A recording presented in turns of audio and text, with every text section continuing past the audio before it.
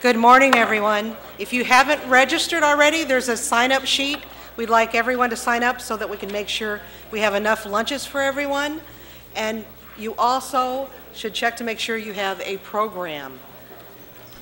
And we're going to start in just a couple of minutes as soon as the rest of the people get in.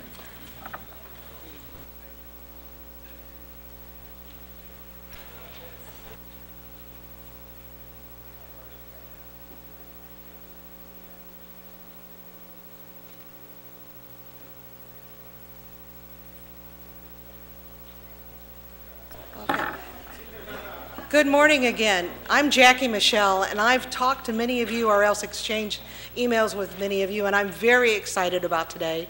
I'm excited that there are so many people who have an interest in technology commercialization in the region.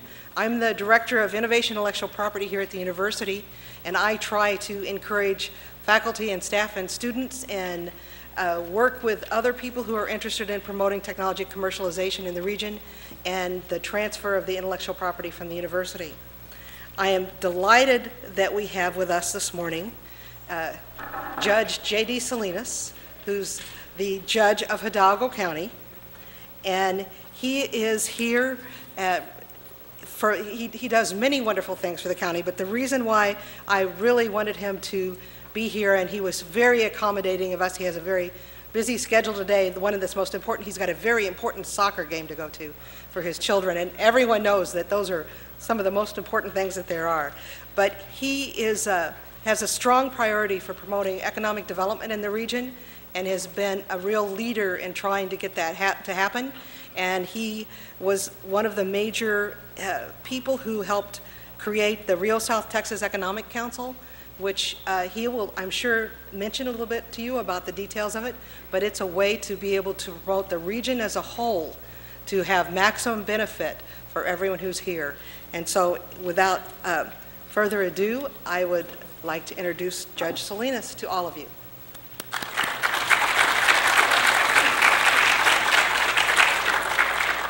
Thank you. Thank you and good morning. And yes, my 6-year-olds, Gabby and Gianna, are part of the MISA McAllen Youth Soccer League, and they have their last game this morning at 10:15, so that's the only reason if you don't mind, I'm going to be dismissed because they are 6 years old, and they will remind you for the next 12 years about their last game, if you know. But I do have my assistant here with me today, Victoria Salinas. She's my 9-year-old, and Victoria is a future UT Bronc, and Dr. Cardenas is already recruiting her highly, so it's nice to be here at your campus, Dr. Cardenas, and thank you for putting these type of programs together. But Victoria this morning did ask me, why are you putting on your New Balance shoes, and why are you putting on your running attire? Where are you going? I thought we were going to go to the Pan Am. She was really excited since yesterday. I said, well, we're going to a boot camp. I thought we were going to go to school. No, Dad, you were practicing your speech last night. Don't you remember? We're going to do a boot camp to try to make sure we have strong businesses, not strong legs. So with that, I'm glad that we are here. You got to remember that I am an Aggie, and people have been reminding me about the long season we've been having. And I've been telling them that it's about academics and not athletics, and they're saying, you know, A&M is strong in academics and not athletics. That's secondary.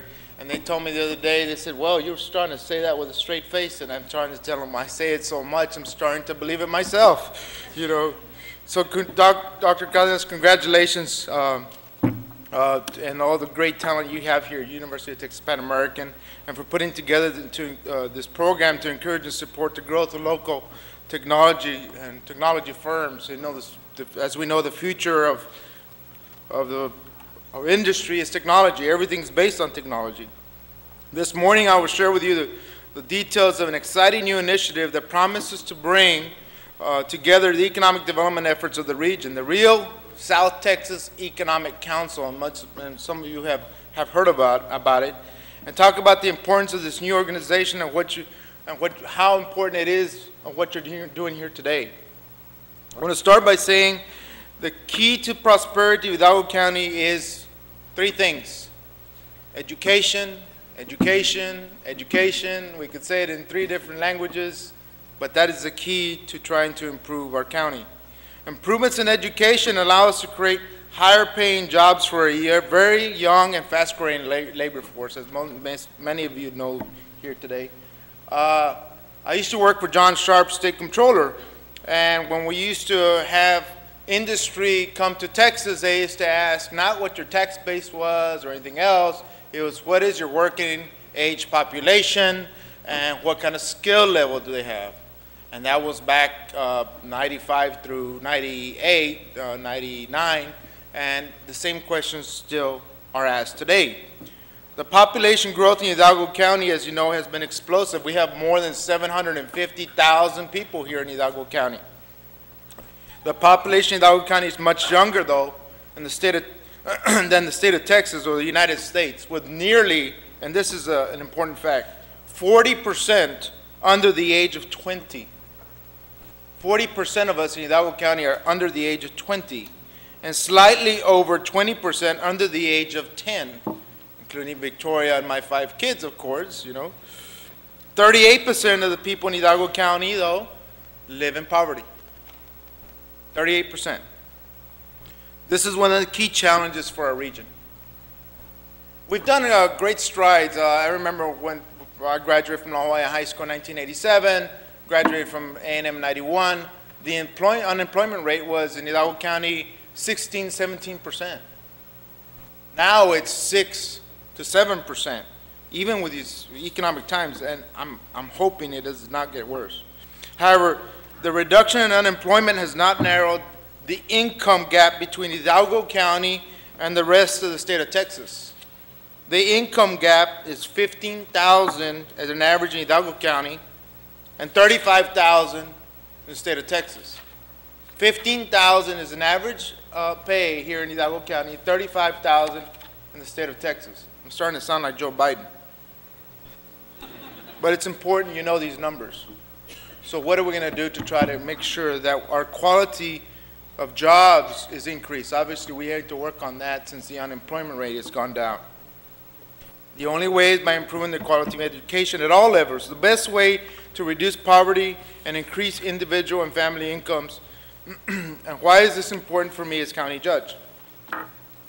An estimated 50% or more of 150,000 residents over the age of 25 have less than a high school education. Only 13% of us have a bachelor's degree or better. We need to spend more on education. And why do I say this? Our county jails, our state prisons, sometimes have better libraries than our schools.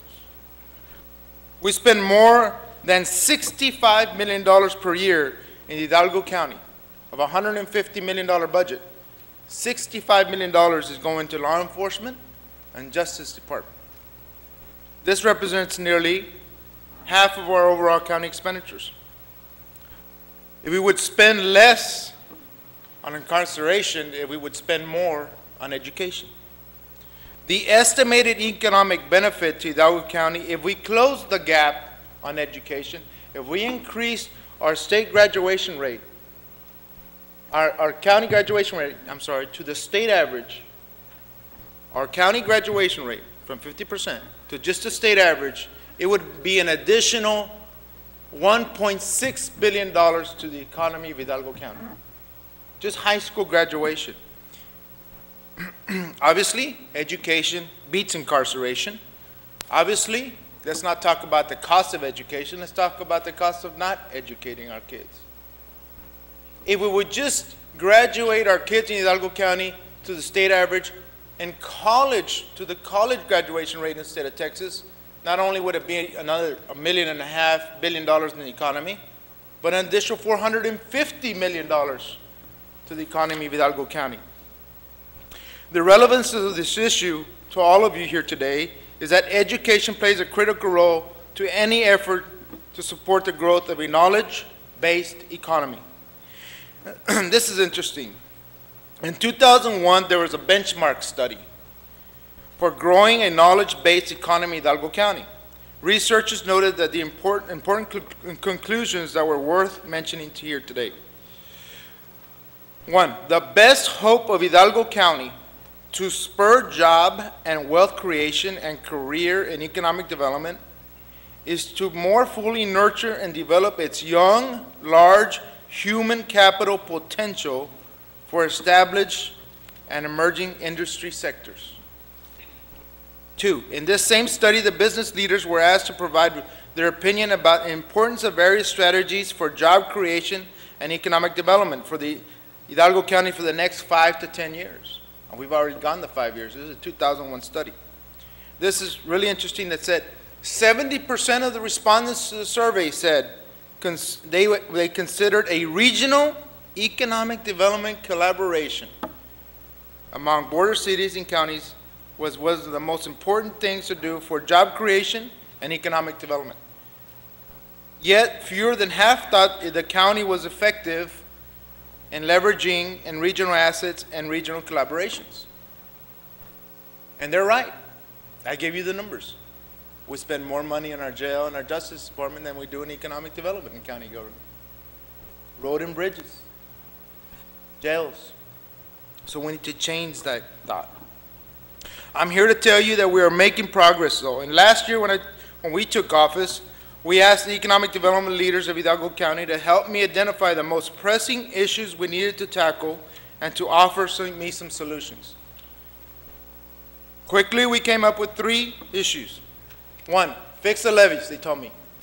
And Dr. Sutter told us that if we did not fix the levees, it would be a $1.7 billion loss of evaluation to Hidalgo County. Improve our transportation. If we don't fix 281 and the 4 bypasses, it's gonna cripple us still. We're still the biggest metropolitan area in the nation without an interstate within 100 miles. 3, build our talent. And that's what Dr. Cardenas and I have been trying to do with building the future talent. The solution, they said, rested in our ability to come together as a region. I'm proud to share with you today that this last month we had our first official meeting of the Rio South Texas Economic Council, a regional nonprofit membership organization that brings together economic interests of the border cities and counties of the Rio Grande Valley so that we can promote and develop our regional assets and attract jobs and private investment to the region. No doubt that the only way we can compete against our regional markets in Texas, in the United States, and around the globe is to come together as one region. And as I have members come from all over the state of Texas as vice chair of the Conference of Urban Counties, they said, Hidalgo County, Rio Grande Valley, that Harlingen, they don't see lines. We don't either, and we shouldn't. This Regional Economic Council is just getting off the ground. Members are working on vision and work plan that will guide the activities of the coalition. I want to recognize, and he's not here this morning, but Ramiro Garza is one of the strong leaders of the Edinburgh EDC, which you will see here this afternoon. And any other members that are in the audience that may be of continued support. And I see Wanda Garza and Dr. Cardenas, of course, who have been important to this important organization. Although our initial focus was to bring together the economic development entities, cities, chambers, educational institutions, businesses, and other groups with Hidalgo County, the group, we just started with the 16 cities of Hidalgo County. That's what they asked me to do. They said, we have 16 cities competing for companies in Hidalgo County. Can you please act as a referee and get us all together in a room? So I did. It has now grown to a 4-county regional Rio South Texas, and that's the way we should be thinking and acting. But some of the primary premises of this council should not only to be drinking coffee on Monday mornings, the first Monday of the month. We need some action, activity. To unify and coordinate regional marketing efforts. To develop strategy for economic development along opportunity corridors. To optimize trade opportunities from cross-border economic activities. To oversee regional economic development, strategic planning, and identify implementation strategies. To provide a forum for discussion for pressing issues facing regional economic development. Provide education and training for the purpose of strengthening community and economic development efforts. What does all this mean? when we go to Austin or Washington, El Paso, or anywhere else, we should be together in one voice, whether you stand in Cameron County Courthouse, Willacy County, whoever's there, right, in Willacy County these days, or Stark County, saying, come to South Texas. So today I say, my hope is that through this work in the Regional Economic Development Council you are undertaking today will create change. The type of change that will allow us to transform our economy to one that creates wealth and knowledge-based jobs. Thank you for being here this morning. I hope each of you is inspired today to make sure that you make this change to the big technology ideas and make them real, like you and your wife. I stand here as the Hidalgo County Judge to say whatever I can do, I will stand together with economic development to make sure it happens. Because the future of this county in South Texas is about our kids. And the better that we do today, the better they'll be off tomorrow. So, welcome to the real South Texas. I encourage all of you to help us, give us advice, get involved, and we will be reaching out to you for some help. Thanks for having me this morning. If I'll take any questions if you may have it, if you don't mind. Thank you for having me this morning. Me and Victoria especially appreciate the pastries we had outside. Thank you again. Questions?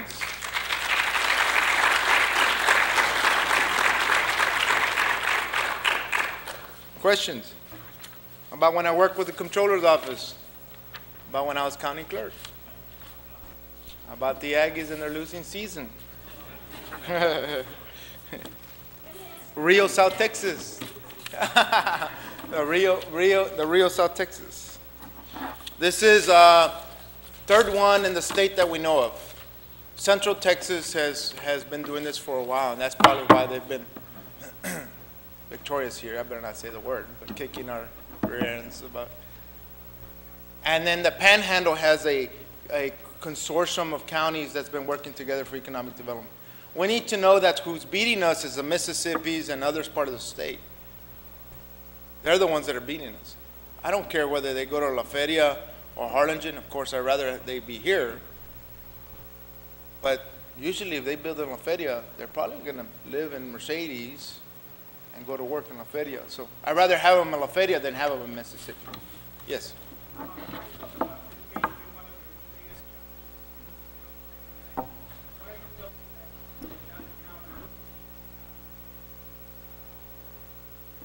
In economic development or as a whole?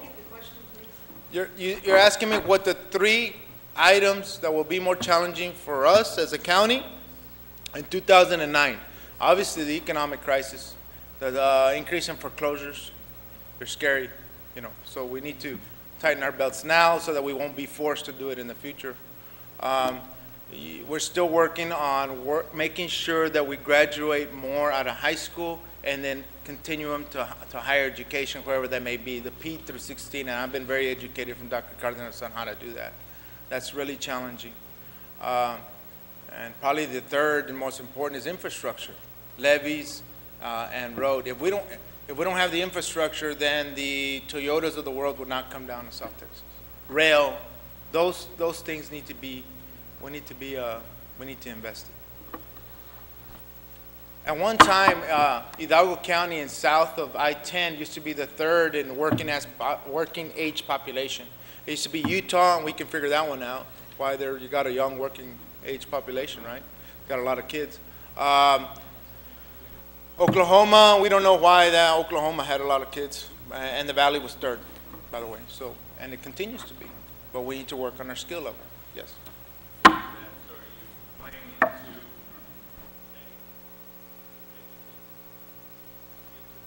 The question is, what steps are we taking to making sure we gain that goal of trying to increase a 50% graduation rate of those 25 and older? Dr. King, Dr.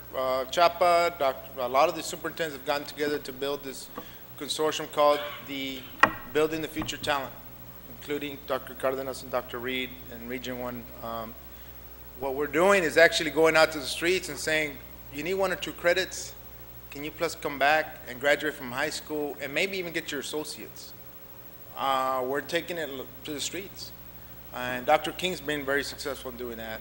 Hidalgo's doing it. So we're basically, we're meeting as a region to making sure we get lessons learned, best practices, and we borrow them from each other. La Jolla's starting their program too. But basically, we're calling them back. A lot of times what's happened is that maybe they need 1 or 2 credits from high school. They dropped out because, unfortunately, they may have had a baby. They may have had to go to work because there was financial situation in their home. Yeah. So we're asking them to come back, possibly giving some daycare help. While their kids are now they're 25. Their kids are now 3 or 4 years old. So why don't they go to school, the pre-K 3 or 4 program in PSJA, and while they're going to school, why don't you go to school too and get your credits? So we're working on those issues. And it's not perfect. We're wondering, what is the obstacle so we can help? So with PSJA, we're asking, what is it that you need? Right away, Dr. King said, I need more office space. Here's a contract. You own space in PSJA. Can you give us more space? Sophia, give us more space so we can graduate more kids. So the county is working with school districts you've never seen before, because we're not in the education business anymore, but we should be. Dr. King is telling us we need more space. So we as a county, we have an old Kmart or Walmart center we lease from FAR. Open half the building so we can teach more kids. Uh-huh.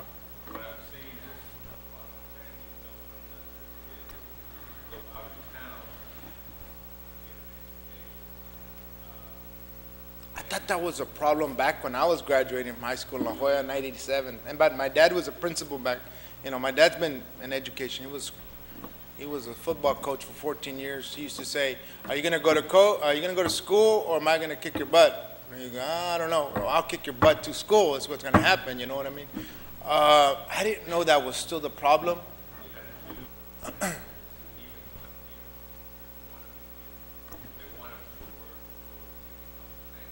Yeah.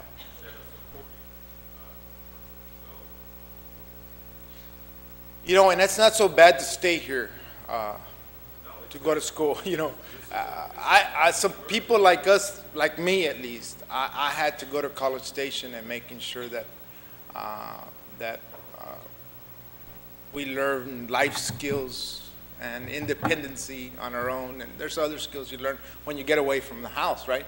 But I didn't know that we still had that problem. We need to work on getting our parents to making sure they let our kids go and go to school wherever they may have. They have great opportunities. Yeah.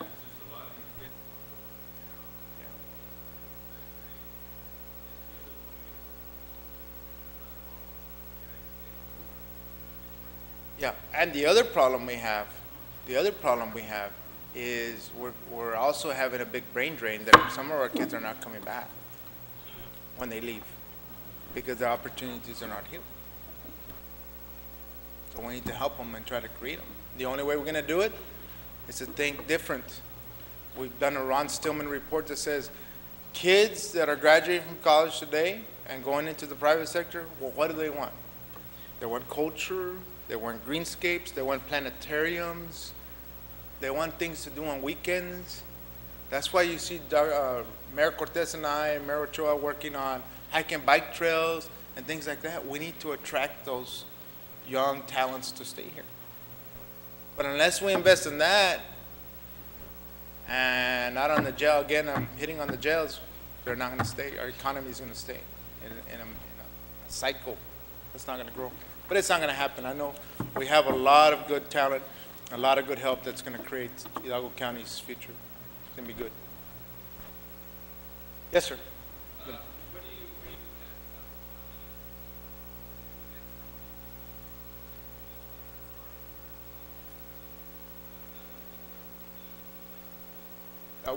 As you know, in the state of Texas, or you may not know, the counties do not have a 4A or 4B tax for economic development.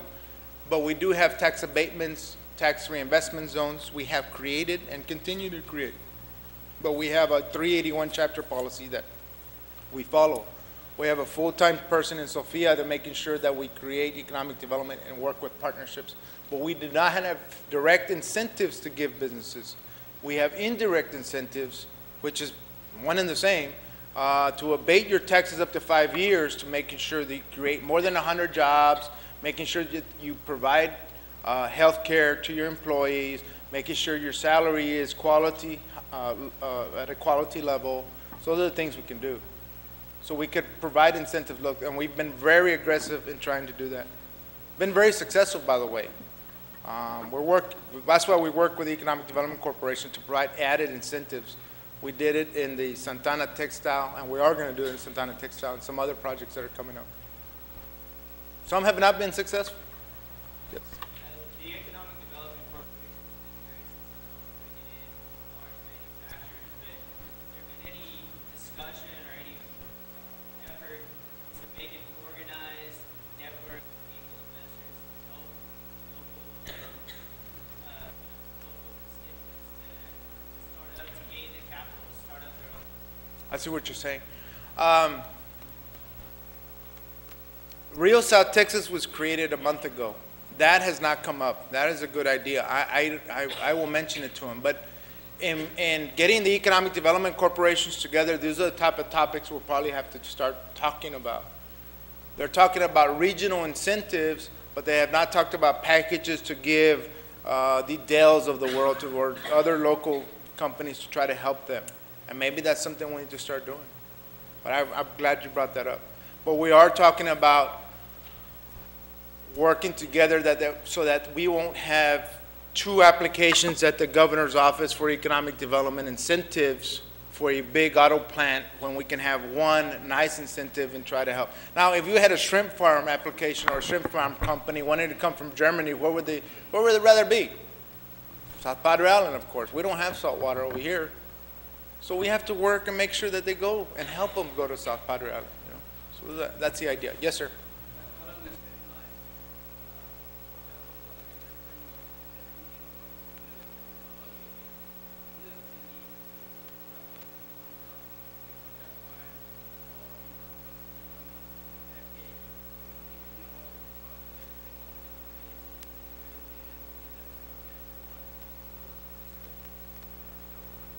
Yes, we do. And Sophia has us. It's a Chapter 301 guidelines to help you try to form your packages and try to help you. We have one with a county, then we're going to create one for Rio South Texas to see if we can help local businesses expand or attract new businesses. Dr. Osuna, nice seeing you here today. Victoria, Dr. Osuna is an Aggie, by the way. He used to be, yeah. He used to be my professor at A&M. Now I'm lecturing and he's listening. I can't believe that. Yes.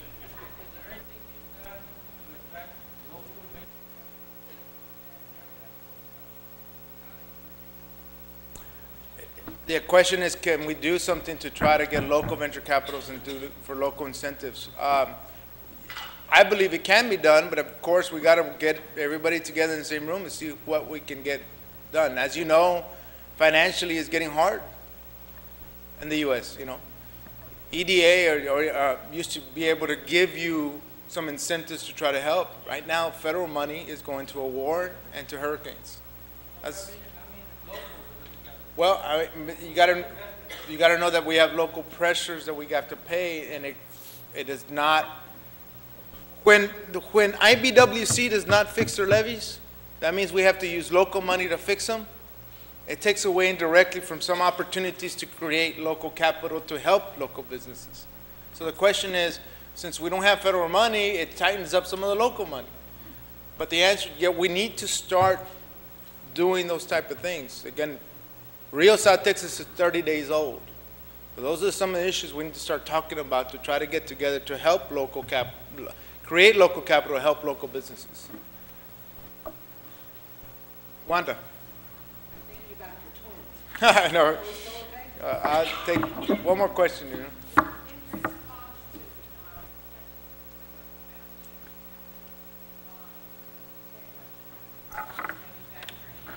Yeah.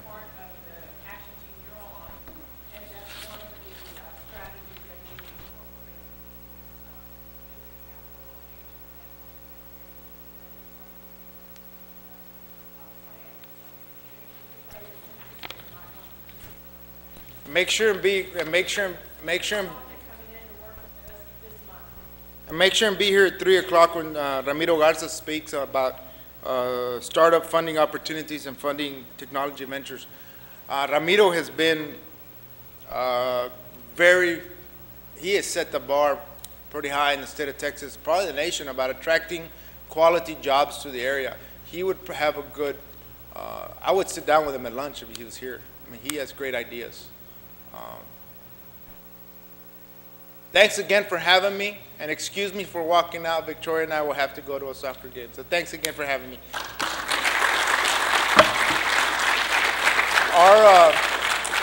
Our website is www.co.hidalgo.tx.us. It's a full-time website for a full-time administration. We're here to serve you. Thanks again for having us. Thank you.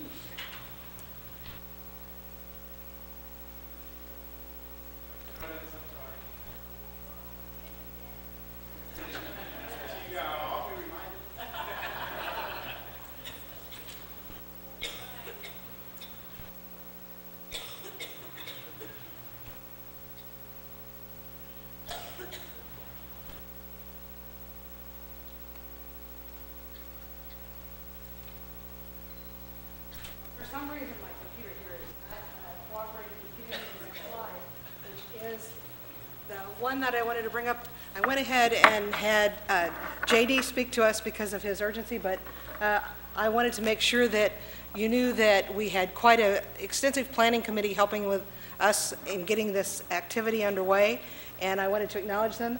They're all here in the audience today, and the NHPO, the National Hispanic Professional Organization, Felix Garcia and Annette Pico, and I think they might have just stepped out. Then we also have from the College of Business Administration and the MBA Association, Ed Martinez, who's actually in an MBA class right now and can't be joining us. We have Miss Maria Juarez from the SBD, the Small Business Development Center, and she must be outside too. And then, she's over there in the corner. Sorry, with that light shining in my face, I couldn't see you right away. And then we have from the College of Business Administration, Dr. John Sargent. And then we have from the North American Advanced Manufacturing Research and Education Initiative and South Texas College, Ms. Wanda Garza. Then we have from the group that Wanda mentioned, the Rapid Response Manufacturing Center, Dr. John Lloyd, Mr. Al Beck, and Janie Sines was outside registering you this morning. From the McAllen Chamber, who's been a partner with us. We had our first boot camp, which was an entrepreneurship boot camp not directed toward technology per se, in October, which was very successful. And this is the follow-on event for that. So we have Mr. Matt Ruzak. I'll get it correct. I'm used to calling him Matt. And then from the UTPA's Office of Innovation and Intellectual Property, we have Mr. Kyle Gramley and myself. So we really appreciate you being here. Sorry. How can I miss the College of Science and Engineering? Especially Miguel Gonzalez, Dr. Miguel Gonzalez, who's closing our show today. And he has been one of the strong proponents of getting technology-based economic development off the ground. And he is sitting next to Al. I'm getting old. I can't see as well as I used to, especially in this light. So Dr. Gonzalez has been a significant partner in crime as we've tried to look at both the community economic-based technology development and the intellectual property and technology transfer at the university, and thinking about how we incubate new companies at the university. And those are all things that we're working on right now. So I want to give my special thanks to all of them too, and a special thanks to the next person who's going to give us a welcome to the University of Texas Pan American. And she needs very little introduction to everyone, because I'm sure she has met, if she hasn't met you, she's met someone who you know and has been introduced to you. And this is Dr. Blandina Cardenas, who is the president of the University of Texas Pan American. And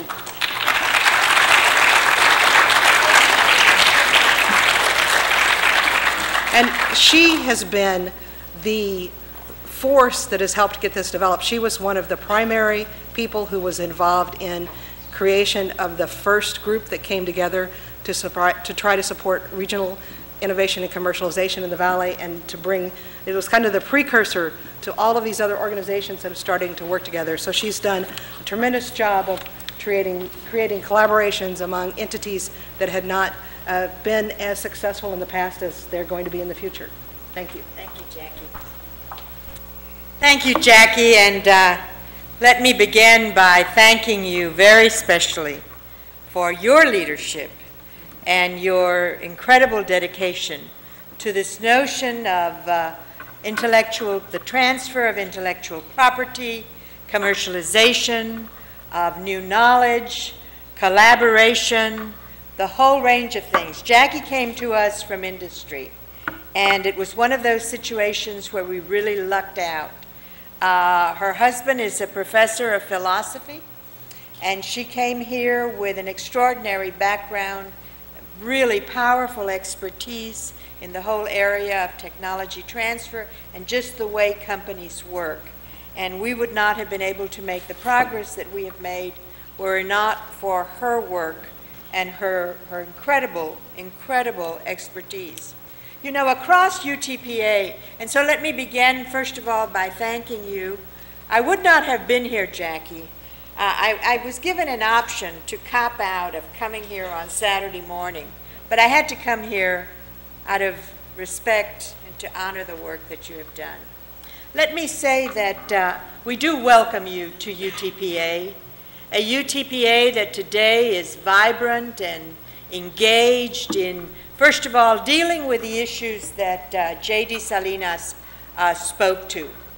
We are focused on this idea that we have to increase the number and the proportion of our young people who complete high school in a college-going culture, who go from that to either STC or UTPA or TSTC or UTB Brownsville, but who go forward and begin on a successful path to graduation and the completion of a degree in a timely fashion. I just to share with you, 4 years ago, we were graduating about 2,000 students at UTPA. Last year, we graduated 3,200. So that laser beam focus on that task is paying off. We are also very much focused on making sure that our students have the option and the wherewithal to choose the training, the degree programs that will make them viable contributors in the 21st century.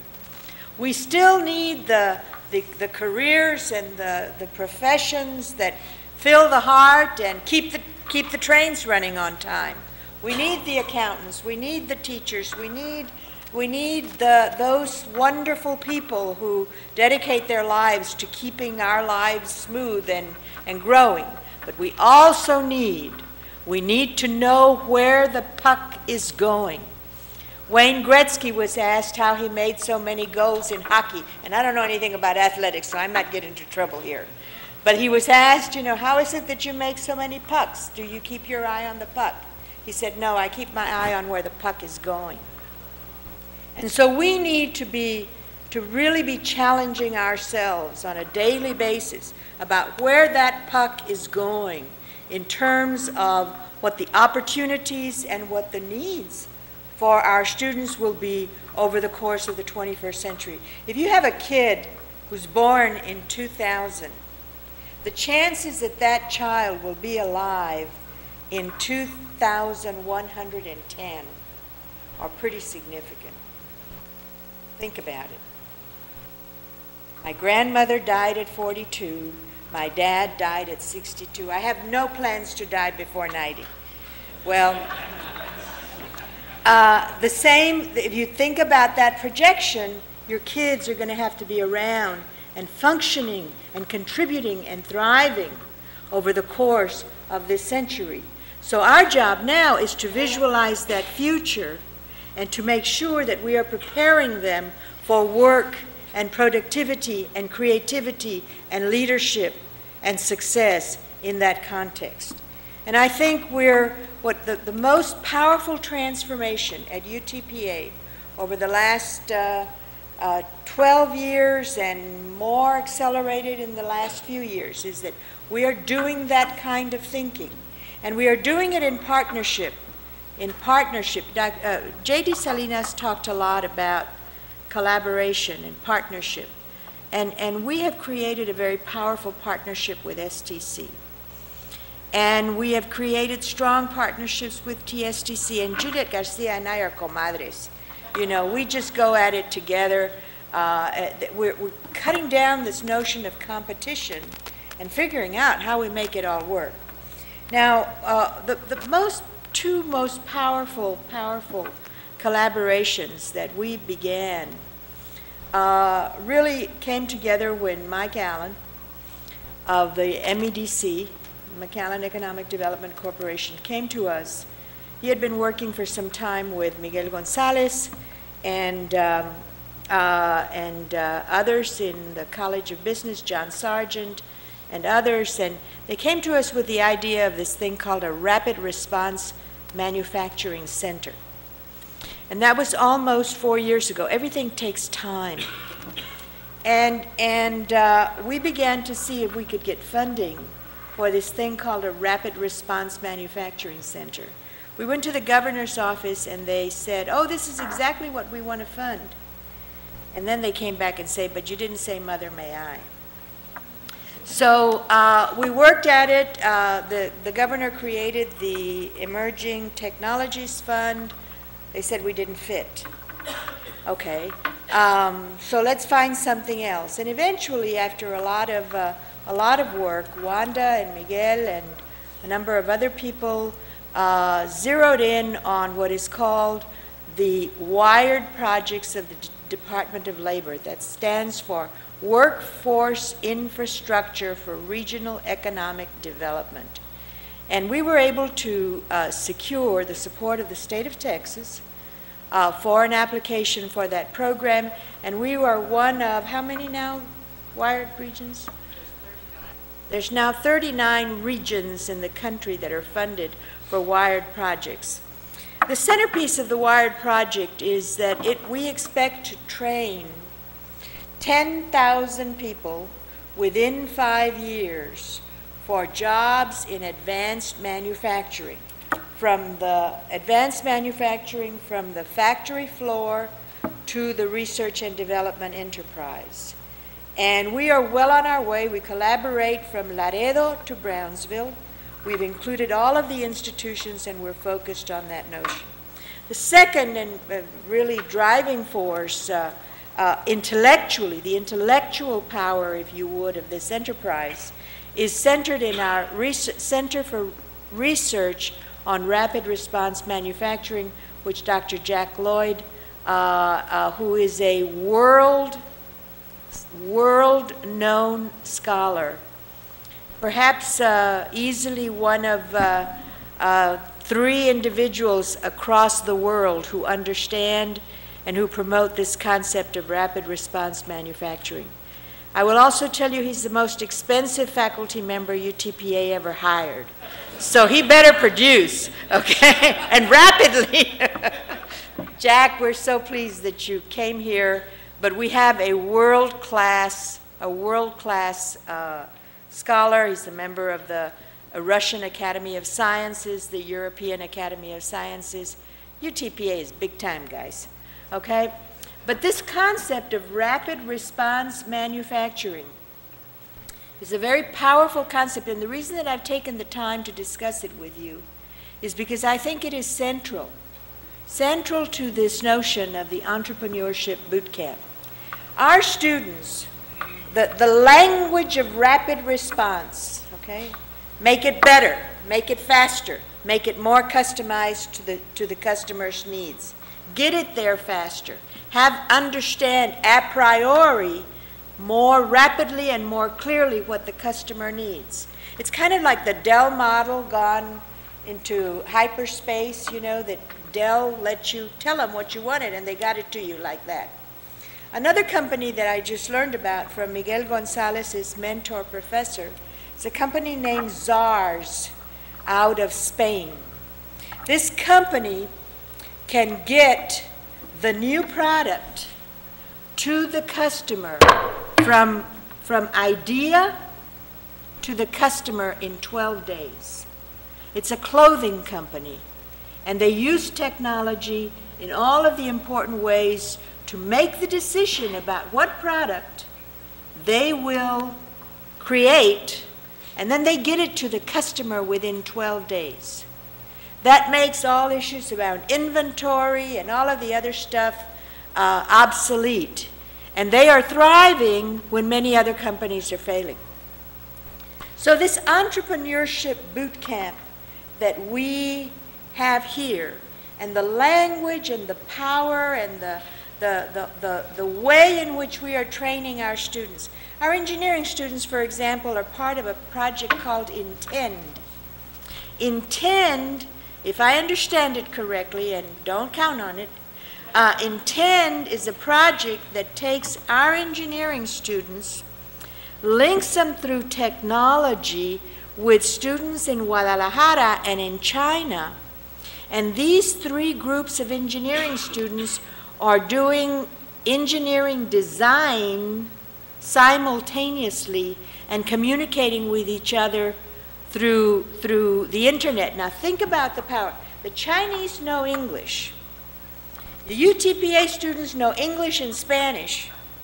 And the Guadalajara students know Spanish. So what are we?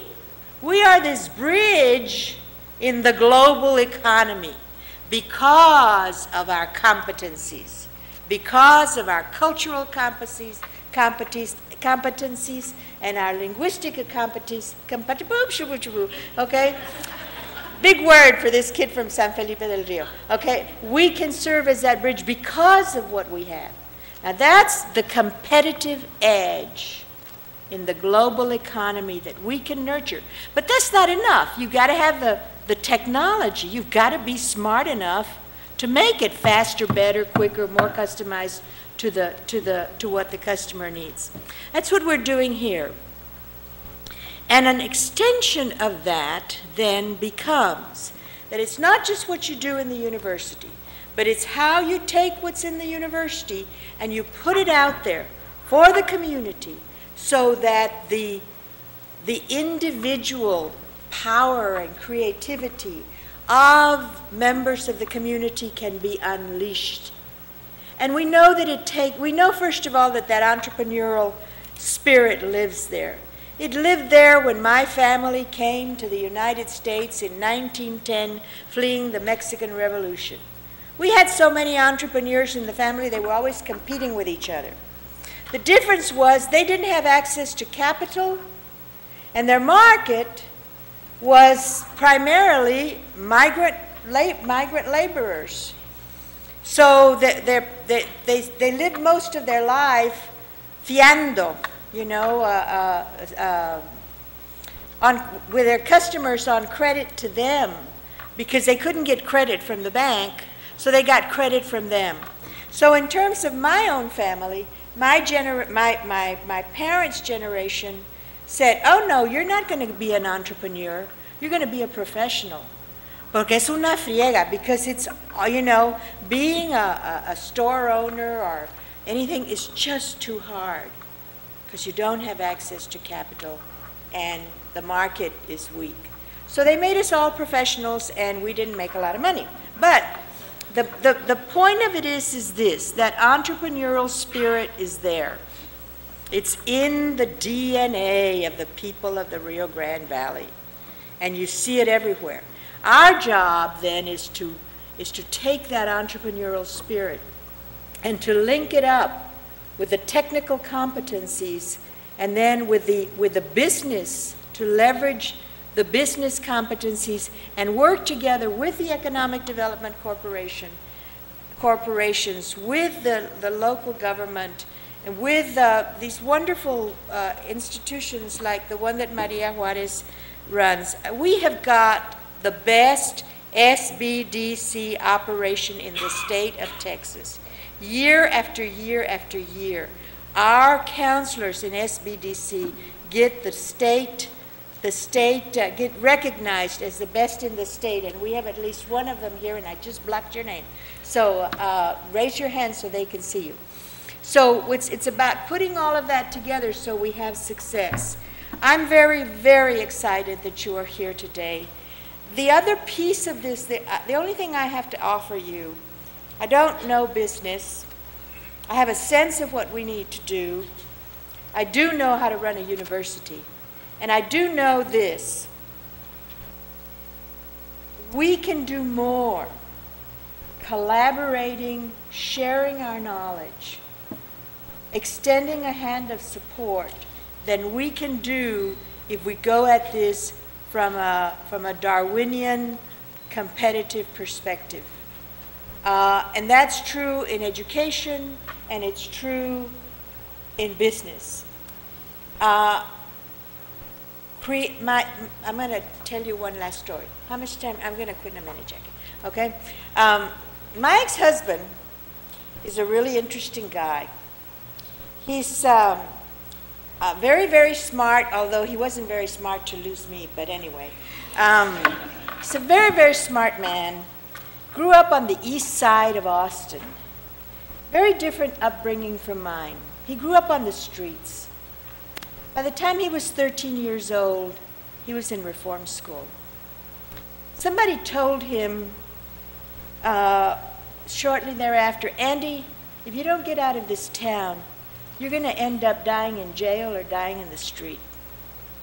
He was so smart, and what a leader. People would do anything for him, not always for good.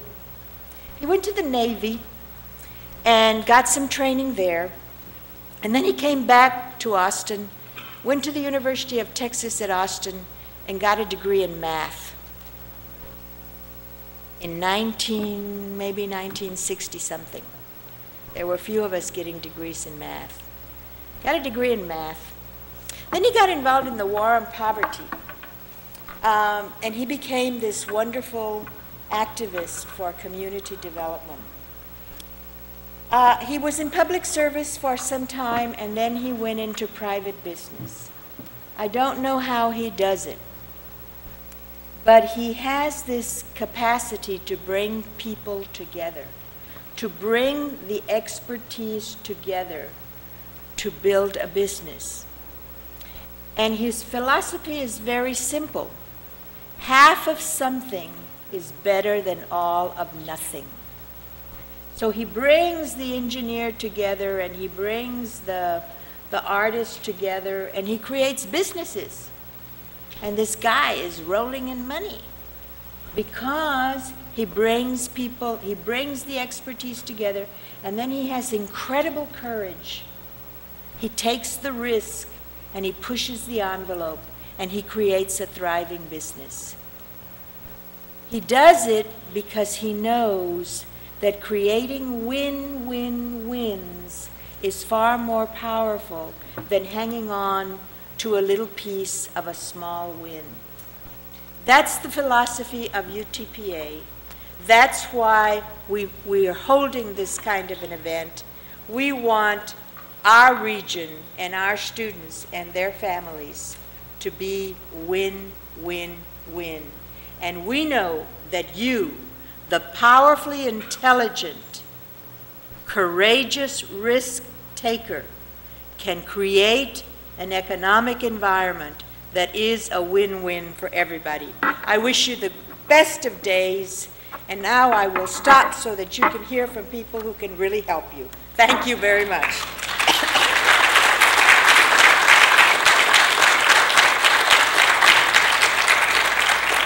Thank you, Dr. Cardenas. And now I'm going to introduce Dr. John Sargent from the College of Business, who's going to be the MC for this morning here for the speakers. You all probably noticed that, unfortunately, Dr. Linda De La Vigna had to cancel because of a family emergency and is not going to be able to be joining us this morning, but we have tremendous speakers who have andied up. The two morning speakers have learned about what she was going to be talking about, and they both picked up pieces of it, so we're going to be covering all the bases with them. So without further ado, I'll introduce Dr. Sargent. I certainly don't have the gifts that she does in front of an audience, but it is my great honor this morning to introduce Jan Selmer, who's going to be our next speaker. Before I do that, however, though, Judge Salinas was here earlier talking about how poor a football season Texas A&M has had.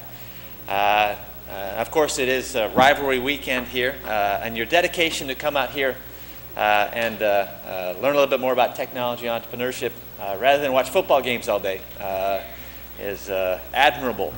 But Texas A&M, I got my bachelor's and master's degree from Utah State University. I got my PhD from University of Washington. And amongst those two schools, we have one football win this year.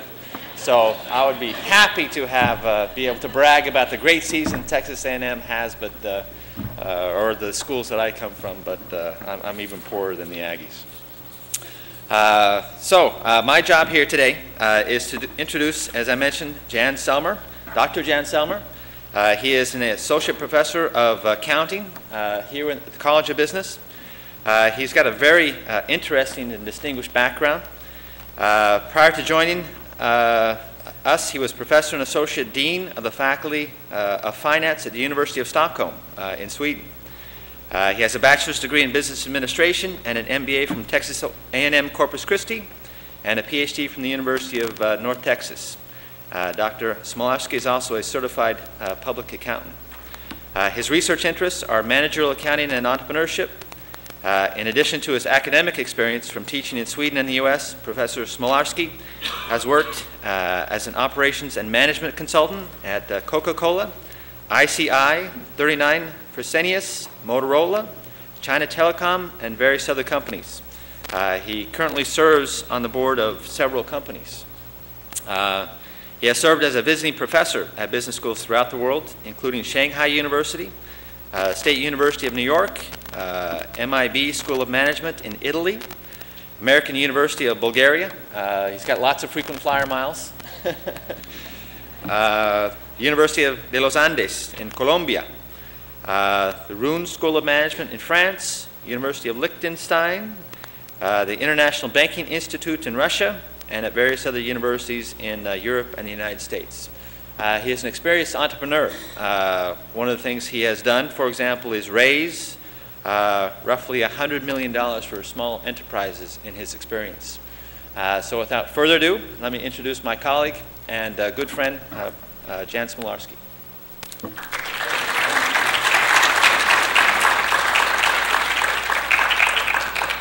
We have one small glitch. This is being webcast, and he's fixing the webcast part of it.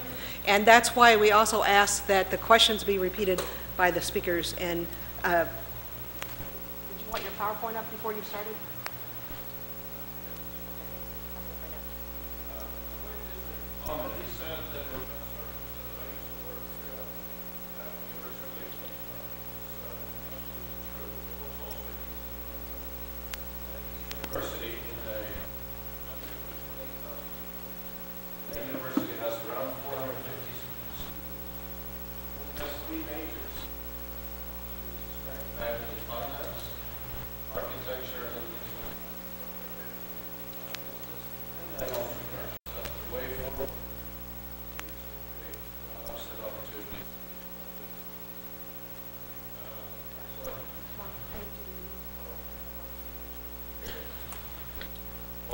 Let me start then with my formal presentation here.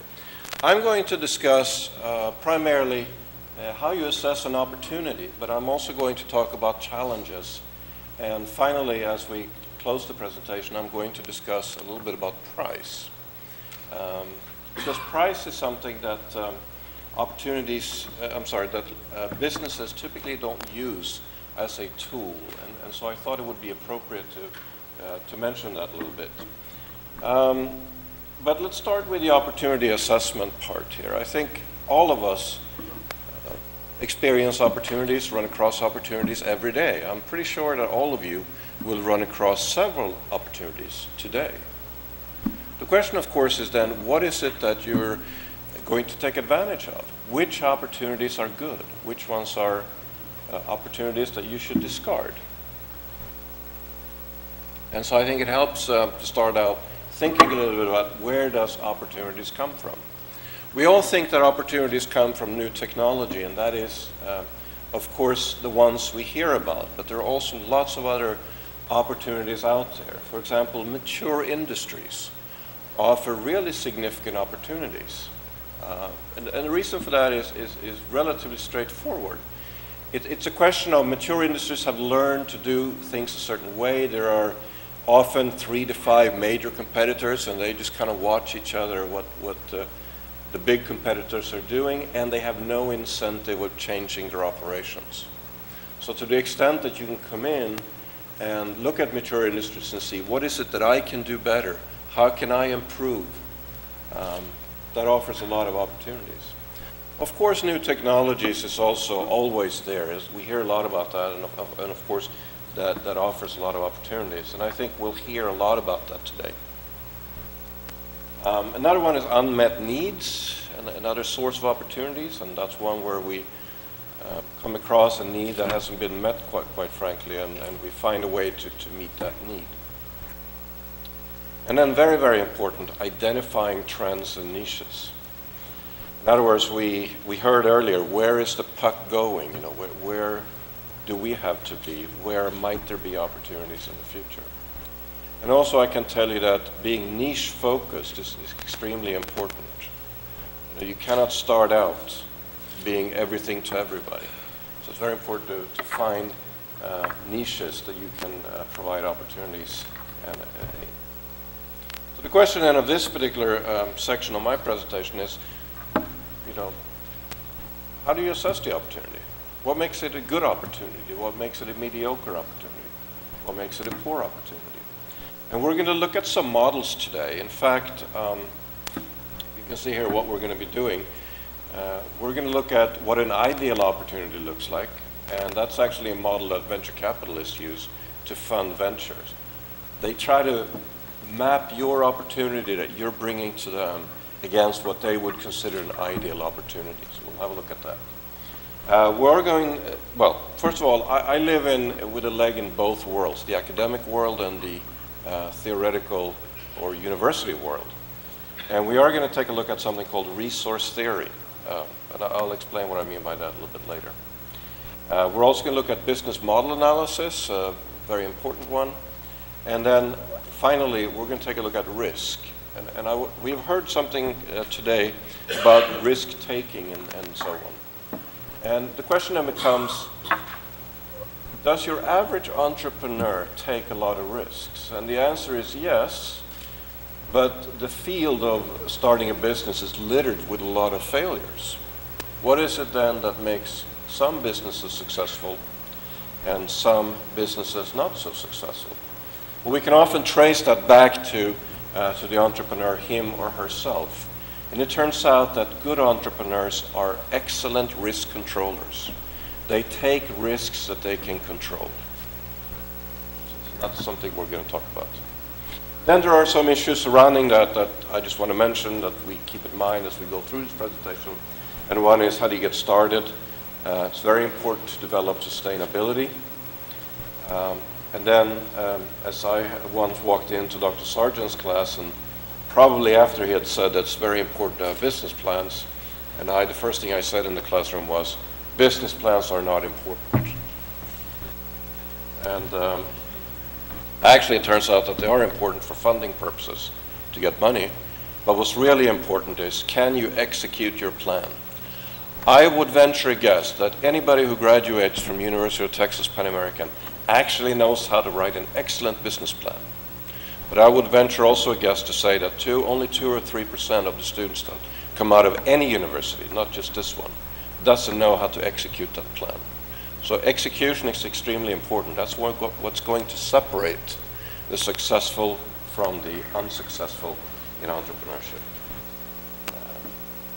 By the way, I'm very happy to take questions. Feel free to interrupt me, challenge me. I'm very comfortable with dealing with lots of different Just one comment, it took me several weeks to reprogram my students not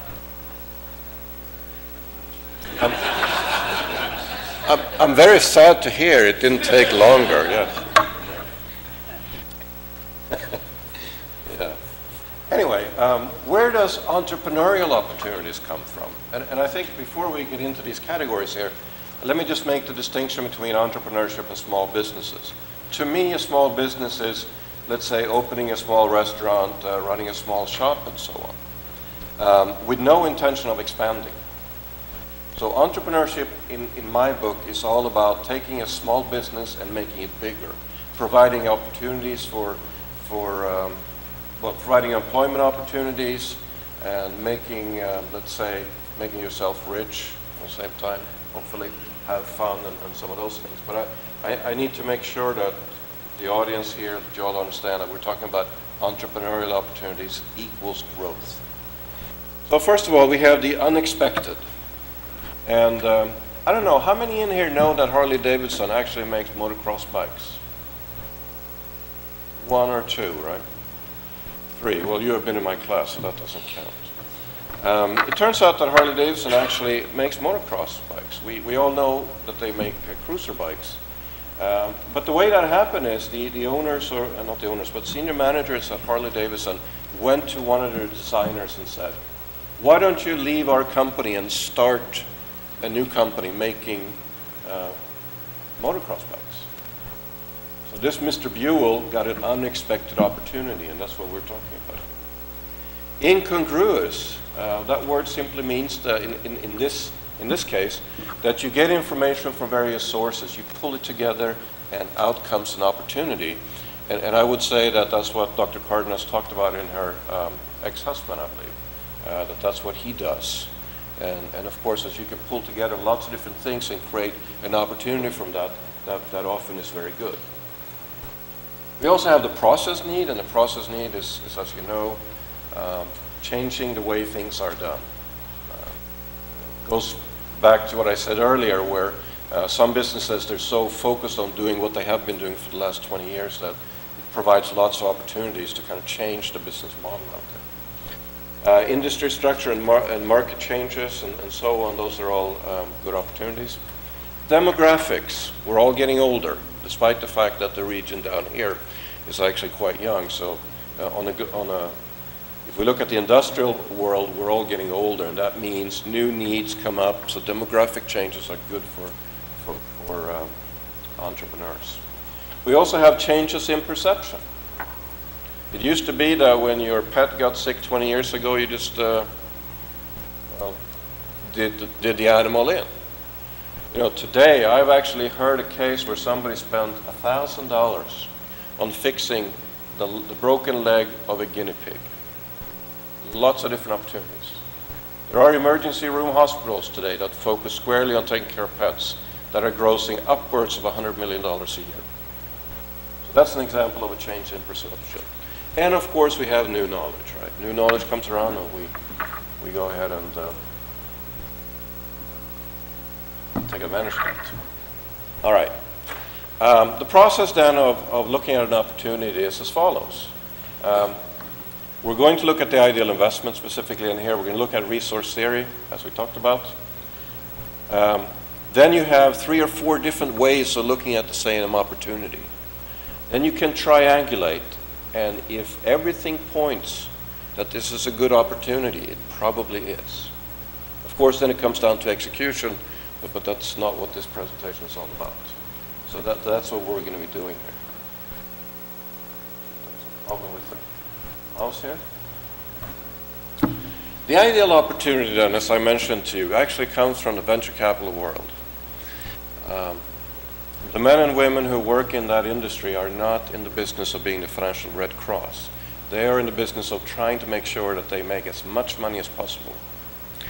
And to them, they have certain criteria that they look at.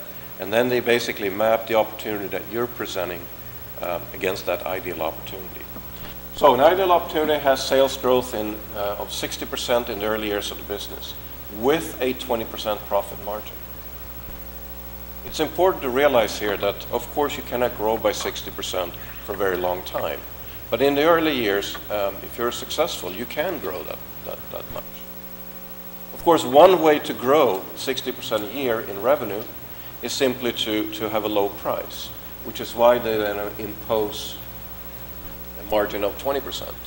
In other words, what they're saying here is that the market is significantly, is large, it's growing, and you can charge a good price for it, meaning that your product is so good that you can charge enough to earn a 20% margin. I can tell you the company that I used to run, Trema Treasury Management, which is today part of Wall Street Systems, we almost or sort of met the sales growth target, but we did it with a 0% profit margin. So this is a tough sell. It doesn't mean that if you say are growing by 30% and making 8% profit margin, that's a bad opportunity. But this, again, is the ideal opportunity. Niche strategies are always good, no matter how large the niche is. You need to have focus, focus, focus, and you'll hear me say that several times today. Of course, you want a growing niche. The reason for that is that discourages competitors from taking actions against you, so you can take some time to build your business. The opportunity should have uniqueness. And what's important here, it should have uniqueness in the eyes of the customer. In the eyes of the customer. Because one part here, now it's not moving at all.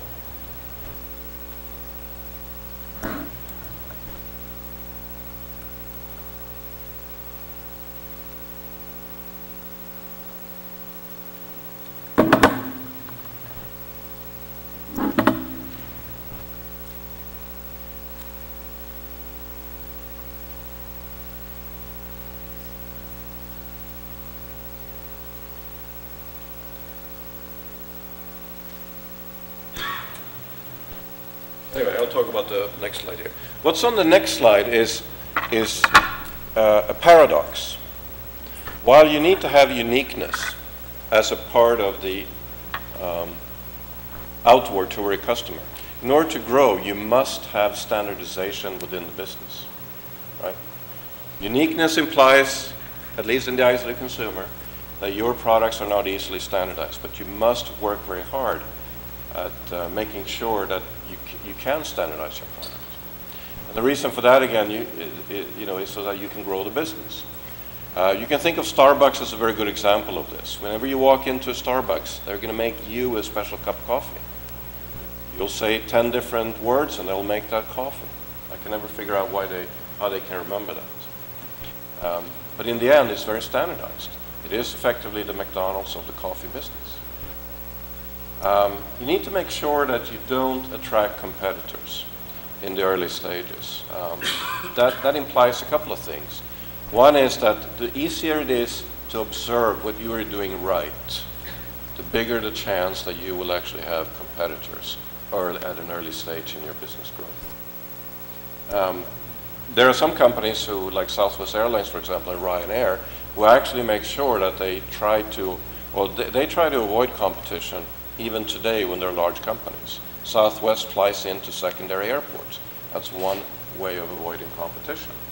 In the early years of Walmart, Sam Walton put up his shops in cities that weren't served by the Sears, Kmart's, and Montgomery Wards of the world. So that's how you. It helps if your target audience is identifiable. Unfortunately, this skews good opportunities somewhat to business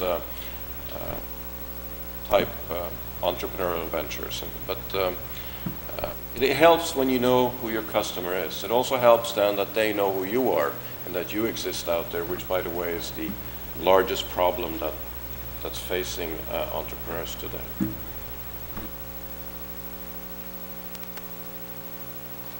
Okay. Focus, focus, focus. I'm going to give you two examples here on this one. Every business that I do consulting work for or run across has at least 3 businesses going within it. I started up a company together with 2 Finnish gentlemen called Finantium over in Finland a few years ago. That company had 1.5 employees, turned over around, say, $200,000, $250,000. But it did have a 50% profit margin. So we said, oh, well, look at this. Well, we're not doing anything with this business. It's just sitting over here. And it seems to be making good money. So let's take a look and see what we can do with it. The business idea itself was simply, it provided an automated mechanism for taking financial information like stock quotes, ratios, and things like that, and sending it directly to the newspaper printer, thereby bypassing all the parties in between. So that company was sitting within a company that had 6 people. The other 2 parts of that business was software and consulting. So what we were able to do is put $10 million into those businesses and create 3 separate organizations from them. Now, one of them failed, and unfortunately that's the one that burned about $9 million worth of venture capital money. But the other 2 were successful. In one case, it was very successful. In the case of Trema Treasury Management, which is another software company, the reason they were successful is something that I still wonder today, even though I used to run that company. The problem was essentially that we had also three different businesses. We sold software to banks, asset managers, and also to corporate treasury operations. We made every single mistake that we possibly could in growing that business, I think. But we still were able to grow that one from 18 people up to close to 350 people. I left that company when we were 220 people, but the company grew all the way to 350 people.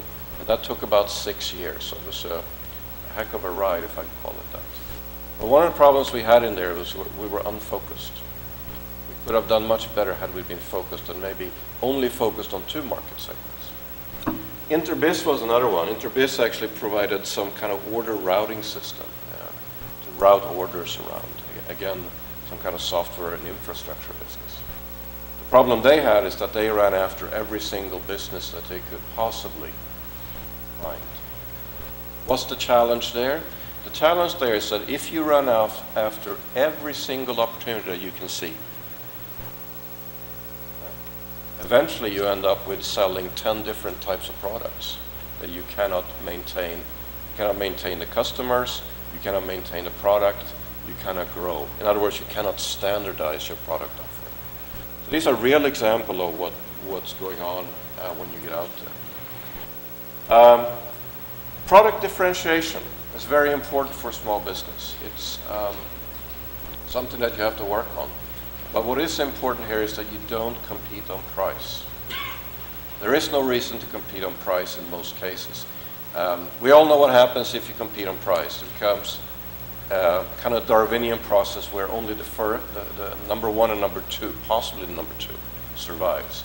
Think Dell and Compaq / HP. Don't want to be in that kind of situation.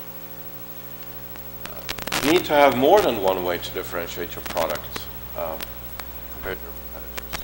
And there should be more than one way of making money.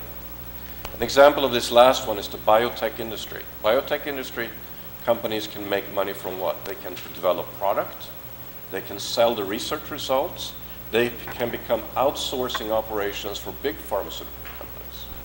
So they effectively have at least 3 ways of making money. The reason why venture capitalists are interested in this last one is because they want you to be able to survive in a downturn. It has something to do with sustainability that I've talked about.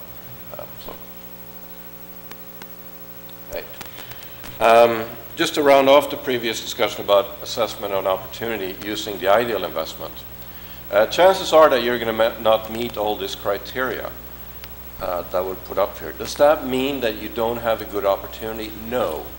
But if you find out that you're competing on price, there are lots of competitors and you have difficulty differentiating your product, it's starting to point in a direction where maybe this is not a good opportunity.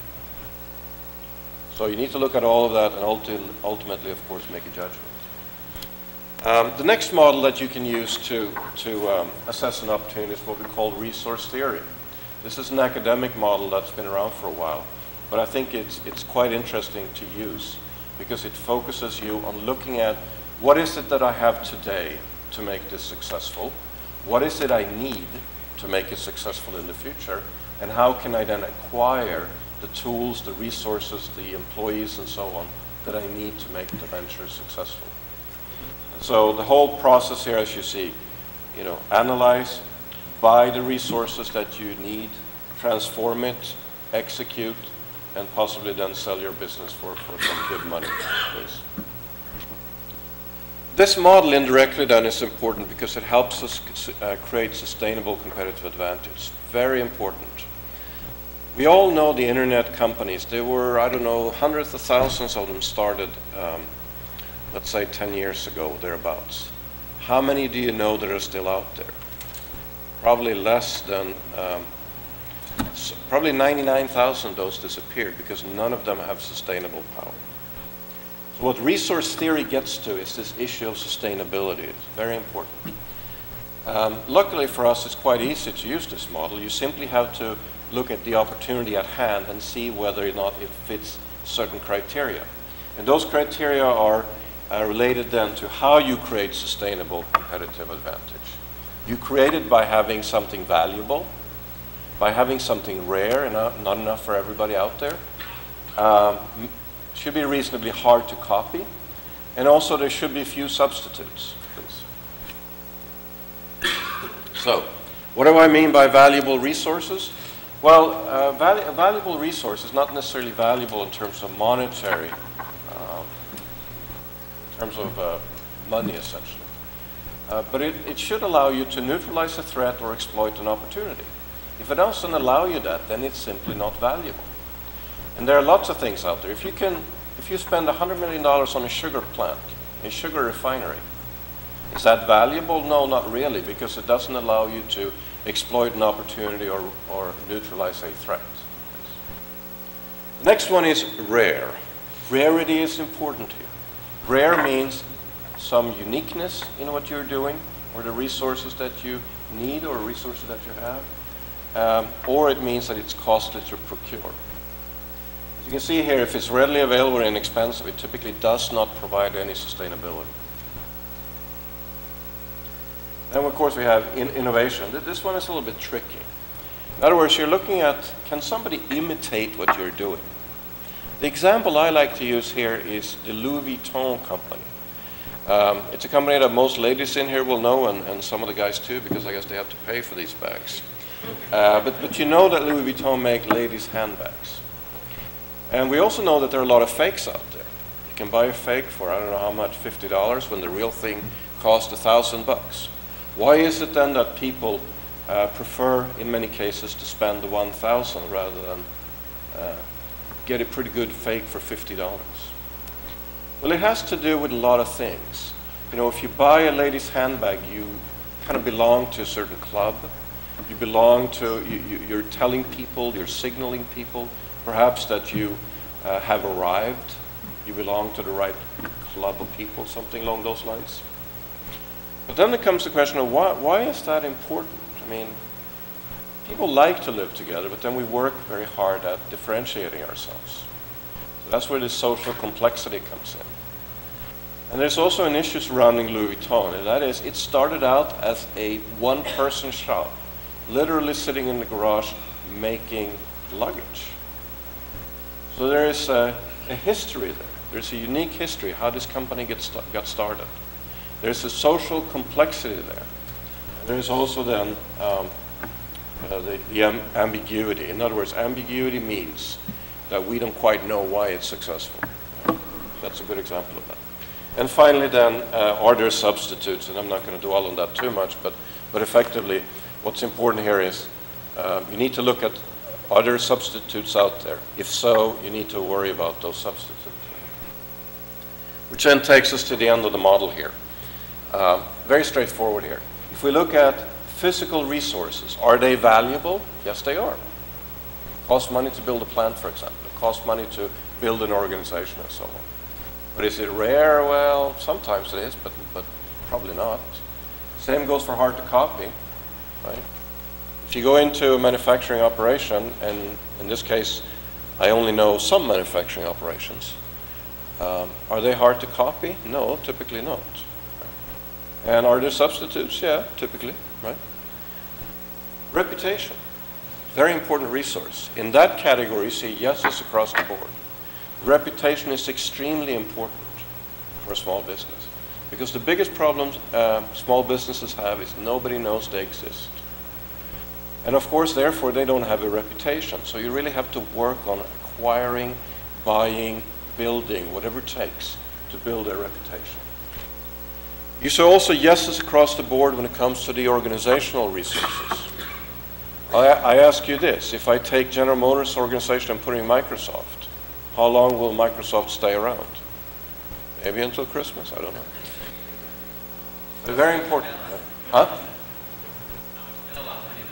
Yeah, that's true, actually. Depends how much money. And for the rest of them, financial, intellectual, and technology capital here. What's noteworthy is that none of those three provide a true sustainable competitive advantage over time. In essence, it comes down to organization, which is the same as saying execution, and it comes down then to also the reputation. That's what resource theory looks at. So it's a very straightforward model to apply to an opportunity. Generally, I get asked, well, if you don't have a reputation, how do you build it? And there are lots of different ways of doing it. And it comes down to things like quality of management. Are you a financially sound company? If a top-level venture capitalist invests in you, does that enhance your reputation? And the answer is yes, it does enhance your reputation. There are lots of different ways of building reputation. A very common way of doing it among small businesses is to go into partnership with large brand name companies. And there are reasons why these companies, large brand name companies that is, would want to cooperate with small, innovative, fast and sure-footed small businesses. Any questions so far about now we've looked at some of the models here. Before we get into looking at the business model analysis part here, we're going to speak a little bit about risk. I actually don't have a presentation dealing with risk. I thought about putting one in here. But I'll give you an example that none of you have probably had to deal with.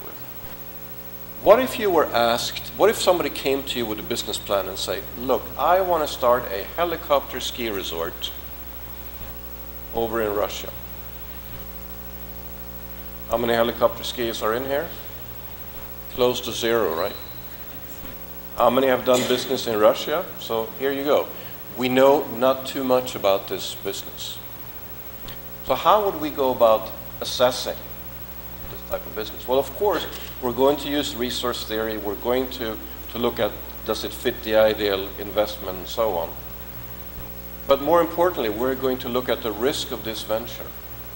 When I go through an exercise looking at the risk of this particular example, there are roughly 65 different risks that we can come up with.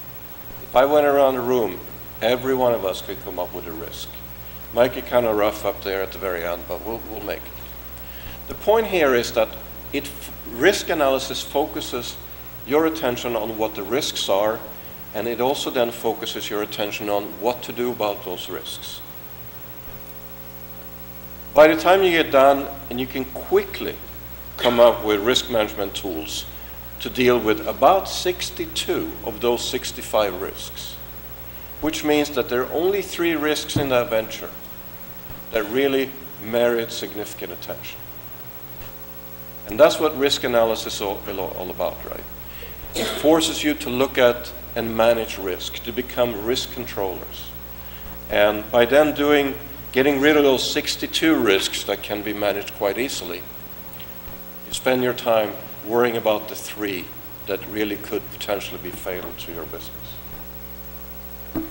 Now, another way then, or another procedure and process that you need to go through when you evaluate a new entrepreneurial opportunity is the business model itself, which we call then business model analysis.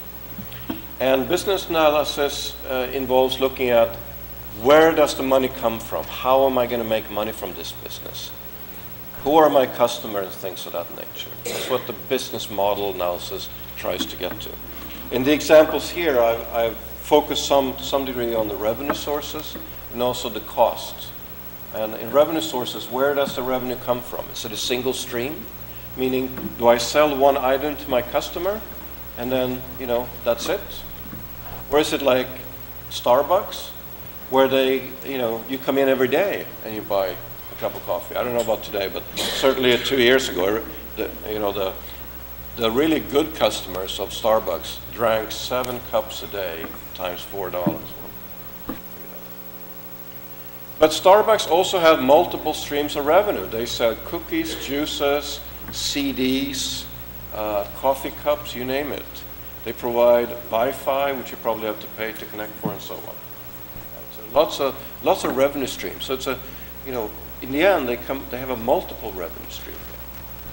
If you're looking at a software company, for example, they have what kind of revenue streams there?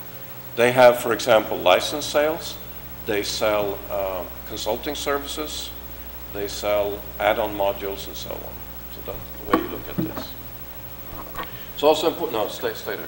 It's also important to think about whether or not you have interdependent revenue streams. A good example of that is when you buy a color printer. That's pretty cheap. But when you go to replace the cartridge, it costs more than the printer. So that's a loss leader and an interdependence. All right. We can also think of revenue models in terms of, let's say, some advertising-based, which is, of course, bad for a small company because it costs a lot to advertise. Is it based on subscription, unit, volume-based? Are there licenses involved? Is it transaction-based, and so on? So, important to think about these things because it really shapes your business plan and how you're going to execute that business plan and make the company grow. You also need to look at, say, for example, investment size and critical success factors in the business. And you also want to look at your cost. But what's very important is when you have an entrepreneurial opportunity, you're in it for the growth. Growth is costly, and you got to figure out how you're going to grow. Part of that analysis needs to include then how do I actually generate sales and what kind of business models should I take into consideration.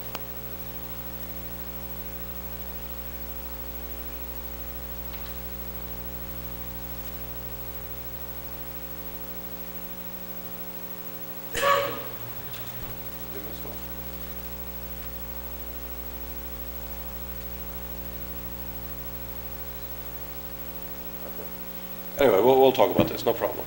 I have 2 examples here for you when it comes to looking at the revenue models. The first one is, let's say, a music band or a rock star organization, things of that nature. And if you think about somebody like Madonna or, I don't know what the new one, Coldplay and so on, how do those guys make money? What kind of revenue streams and revenue models do they have? Well, first of all, of course, they sell records. But because the record companies take a big chunk of the record revenue, they also look for other revenue sources and other revenue models. One of those would be to sell merchandise, concerts, and things of that nature. So that's a relatively simple and straightforward model here, right? If you look, on the other hand, at a complex software developer, in other words, not plug and play, then you have a totally different type of revenue stream. And I mentioned some of those to you earlier. You have license fees. You have selling add-on third-party products. You can sell interfaces or interconnectivity to other systems within your organization.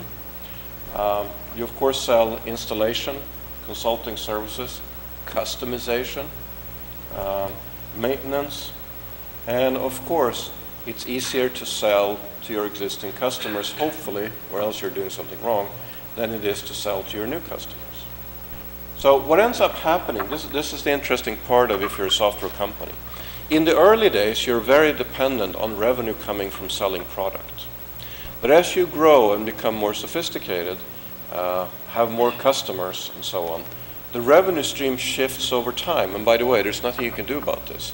That's why it's so important for a software company to think about this. Over time, you will make most of your revenue from maintenance interfaces, and consulting. And that changes the whole, let's say, company culture. It changes the people you're going to hire. It changes how much money you're going to make, etc. It changes, in particular, the stability of the company. So looking at the revenue model is important, not only from the opportunity assessment point of view, but also then from sustainability and how you're going to grow your business. Please.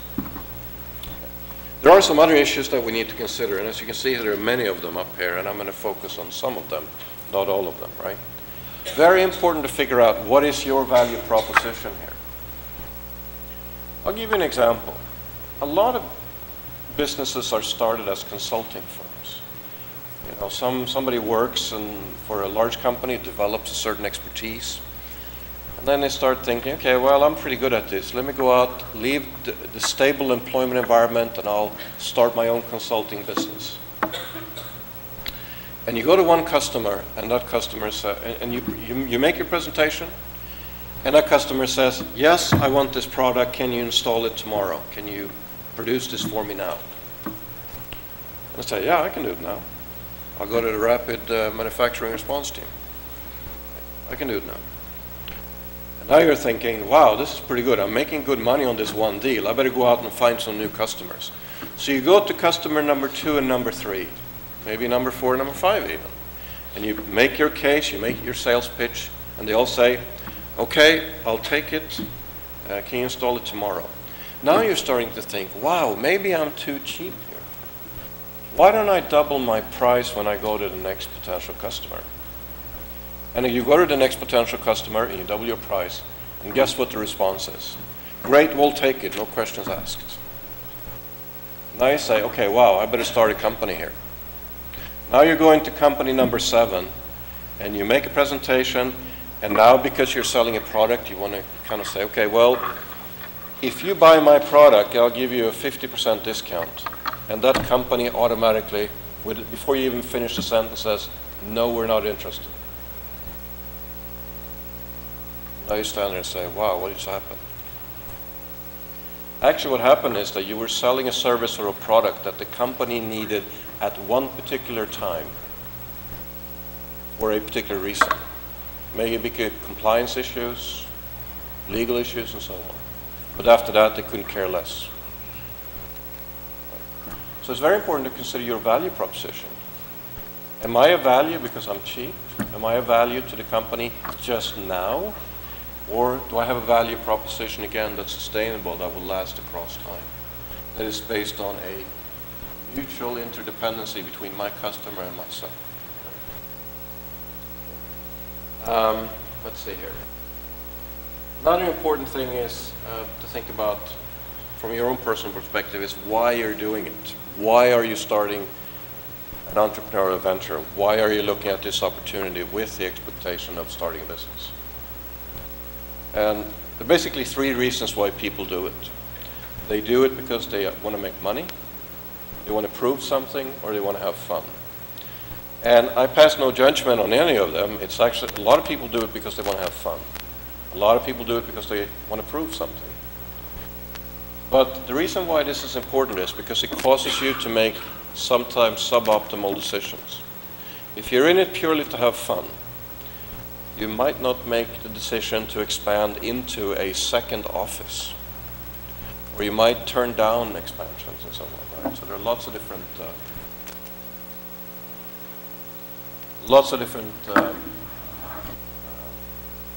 issues that come about because of the issue of why am I trying to start a business here. Let's see. This might sound like we're getting ahead of ourselves here, but as you're planning your venture and looking at the opportunity, you need to think about things like the management team. You need to think about when you're going to exit the business. You need to think about when you're actually, well, let me focus a little bit on the exit strategy here. Why do you think it's important that you consider your exit strategy before you even start the business? It's important for one reason primarily, and that is, as you're going through and assessing the opportunity, you're basically going to become an expert at this. And you're going to be able to get this kind of knack for how long it should take you to reach your own goals. Let's say I'm going to start a high-tech company in the Rio Grande Valley, and in 3 years I'm going to have 25 employees. That's a good goal to have. 3 years passes, and you only have 6. What do? You got to sit down and figure out why it is that I didn't meet my goals. Maybe the economy is not as good as you thought it would be. Maybe you run into some product or service development issues. But what often happens is you can't actually point to something specific except yourself. You can point to yourself and saying, I am the reason why the business didn't meet its goal. Now you have a decision to make. Should I exit this business and move on to something else? Or should I stay in it and try to come up with new goals and make it anyway? I always say exit the business. You're the expert. If you didn't achieve what you set out to achieve, then you should move on to the new venture. No, not yet. One thing also you need to consider here is what the last point here, avoiding the dark side of the force. Some of you, of course, realize that it comes from Star Wars, the Star Wars series of movies. And that's true where it came from. But it also came from a company called Hilti. Hilti is a mid-sized company that makes industrial fasteners.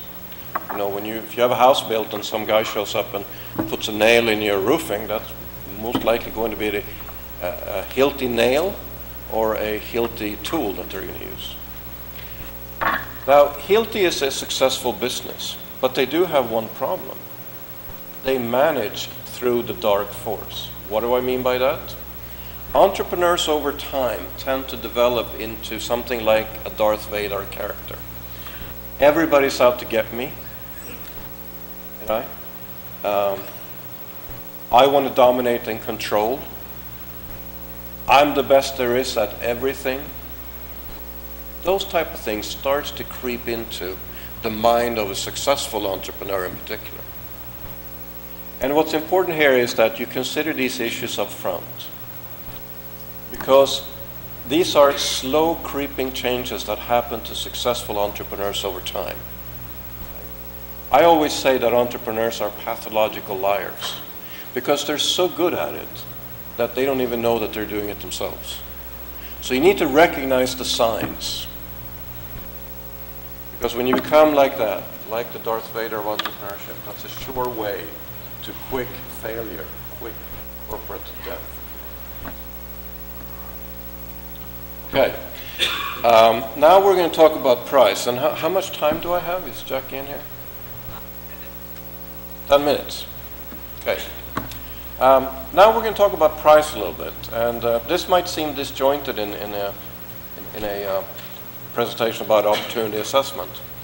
But I think it's appropriate in here for one reason. That is, most small businesses try to compete with price. And I maintain that that shouldn't be done. So with that in mind, I thought it's helpful to discuss a little bit how you use price to your advantage. So it's all about managing your competitors, and in particular, aggressive competitors, right? And I think what you have to remember is that the average manager, whether he or she works for a small or a mid-sized or large company, tend to use price as a reactive method of trying to get some business. You know, you're bidding on a contract, and the potential customer comes in and says, look, I have a lower bid from your competitor. Are you going to match it? If you're a salesperson, you probably say, yeah, I'm going to match it because I want that business. And then you get the business. But there are other ways of looking at this, looking at it from a strategic point of view. Right? The example I just gave is all about short-term goal. Let me get this deal right now. But what I say is that we also need to think, I actually primarily think about pricing as a strategic tool. In other words, how can a firm develop, as you see here, a competitive defense strategy that minimizes self self-inflicted problems as a result of charging a low price, but at the same time, try to make sure that your competitors are suffering. That's the best scenario you can have. Okay. So, all right. So, this is what we just talked about, right? For many firms and managers, competitor action triggers actions like, trying to match the price. Another one that's very common is that I have an old customer here and I need to keep this customer at any cost. You heard me say earlier that it should be easier to sell to your existing customers, much easier to sell than to get new business. So therefore there's an incentive on the part of many organizations to try to keep old customers. And a lot of companies also think that, well, if I make some money, and this is actually what we teach in accounting, that if you can lower your price as long as you cover your variable costs, right? So we actually teach the students this, to be fair. Now, there's dangers here, as you can see. There are dangers. Number one is customers quickly learn how to get a lower price. Right? They quickly learn that you're willing to discount, and that's probably something you don't want to communicate. And who's to say that the competitor isn't coming back and pushing the price even lower? And thirdly, then, customers talk to each other. Okay. Let's look at Continental Airlines. That's the airline most of us fly when we go to Houston, right? So here's the question. How do they compete on price? And the answer is, they try not to, of course. You should try the following. If you're flying out of McAllen to, say, New York or Chicago or something like that, you should try to put in the website, I'm flying out of Laredo. And then you click, or you click the box saying, check airports close by. And if you do that, instead of flying out of McAllen, you'll find out that the ticket from McAllen will be cheaper. Not all the time, but sometimes. In other words, the airline industry in particular, and I just choose Continental here, is really using price in this way that we're describing, right? They're trying to avoid price discounting. They try to do everything else. In the example I gave you, I sort of consider that deceit, that if I start booking my flight from McAllen to Chicago, then I get one price, but if I start booking it from Laredo, I get another price from McAllen. And the reason why they're doing this is because they're betting that the person doesn't want to drive 2 hours from Laredo down to McAllen and vice versa. So you can see this in action on a daily basis. A lot of companies are starting to use price not only as a reaction to some event, but as a way to manage the business. Okay, so then the question becomes, when should you compete on price as opposed to not compete on price? Well, the first one here, as you can see, when your business has a substantial and sustainable cost advantage. If you are the low-cost producer, you can compete on price. But I also say there's always somebody lower cost than you are. There's always somebody. Ask the Chinese. They're worrying about Vietnam and Indonesia and all these other places. China is becoming a high-cost environment. Ask Mexico. They used to be a low-cost producer. Now they're not. Of course, they have the freight issue there, so that helps. It's also good to respond, to compete on price when your competitors are unlikely to respond. When might that be? Well, it could be when they have so much business that they don't have time to worry about you. Sometimes large companies will not respond on price because they consider you to be a minnow. They consider you to be a non-threatening type organization, so they don't worry about it. Some cases they cannot respond. They cannot afford to respond for whatever reason, financial or otherwise.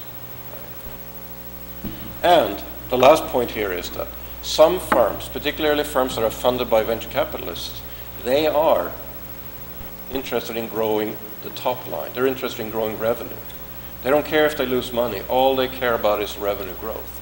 And the reason for that is because a small, fast-growing company, even though it's losing money, is much more valuable than a small, slow-growing, profitable company. Growth is valuable. That's why if a firm is financed by venture capital, that's a warning sign that they will try to outbid you. There are some lessons that we can remember here also, that price competition is more costly for larger firms, and that's because they have a cost base that they need to support. They have a high cost base. So you can expect fewer retaliations from large firms, essentially. You also have to remember that there are some instances, let's say, what's a good way of saying this? You heard me use the term earlier today that you're going to drive your competitors out of business in an ideal scenario. Well, actually, if you do drive out your competitors out of business, a funny thing happens. The assets don't go away. If General Motors go bankrupt next week or in December, whenever that happens, do the car plants disappear? No. When Walmart closes a warehouse here on Trent, I mean a store on Trenton, does the physical assets disappear? No. I say here, think the boat industry. The reason why I picked out the boat industry is because when you make a hull from a boat, there are a lot of small companies in this business. When they go bankrupt, somebody else comes along and buys the hull from the bankruptcy judge at a much lower price.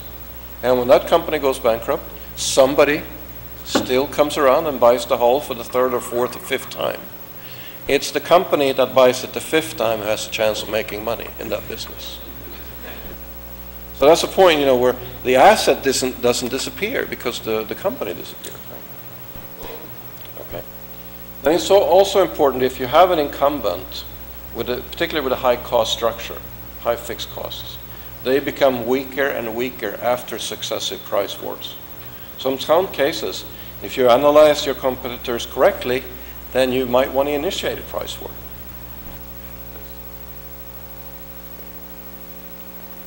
And now here's some advice that I think most companies can follow. So first of all, focus your reactive price cuts where it matters. Focus them on customers who are likely to be attracted by low price. There are some companies that are not attracted by low prices, believe it or not. You want to focus reactive pricing on a particular geography, distribution channel, product line. And you want to do it where your competitors have the most to lose.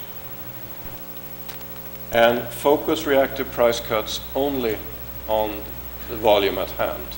Don't do it across the board.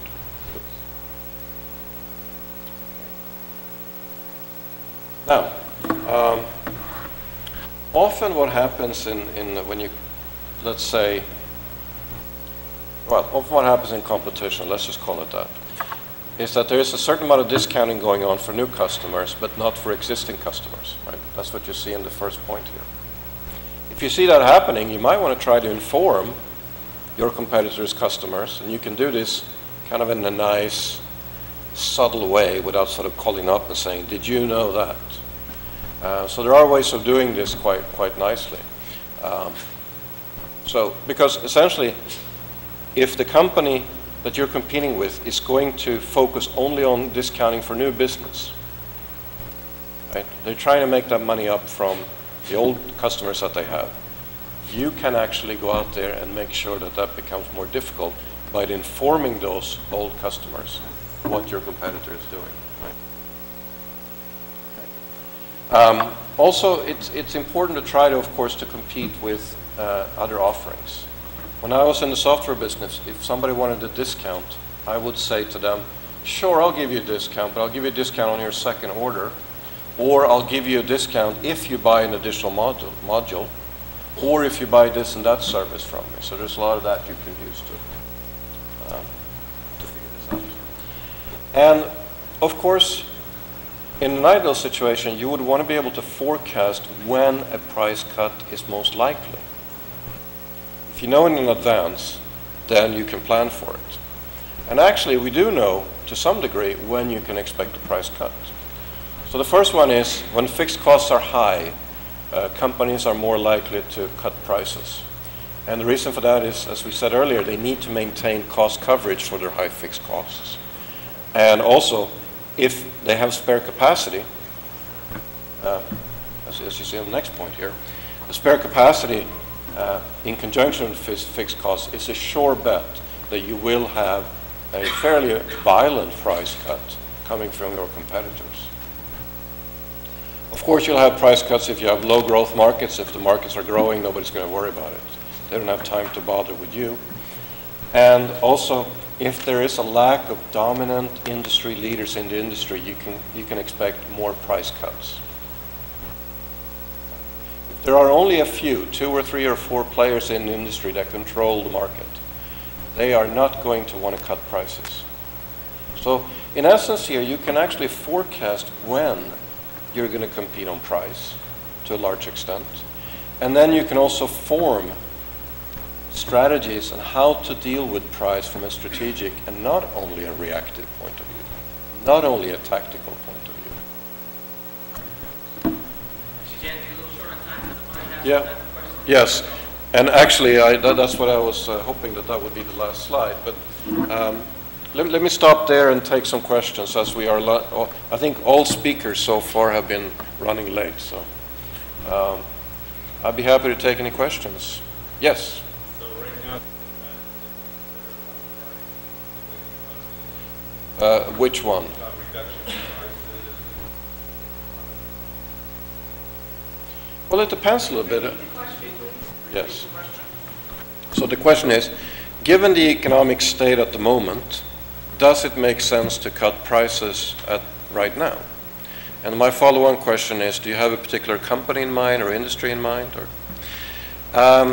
actually, I think you're seeing that a lot of companies are trying to avoid price cuts at the moment. They know, however, that customers are expecting price cuts. But I can give you an example where it might make sense. If you have 2 competitors out there in a particular industry and one is weaker than the other, the stronger of the 2 should be cutting prices as much as they can, because that could drive the competitor out of business. It could force them to withdraw from this particular geographic location and so on. So to some degree, one can say that it makes sense, but not on a wholesale basis. Other questions? Yes.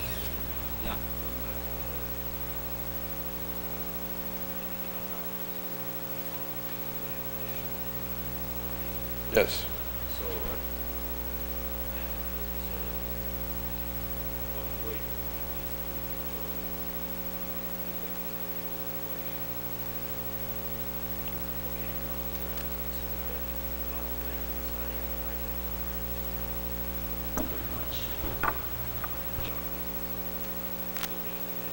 Right.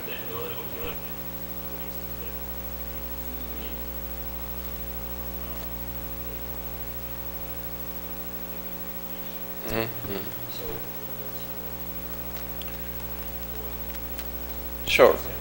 Let me try to repeat the question. So the question is actually twofold.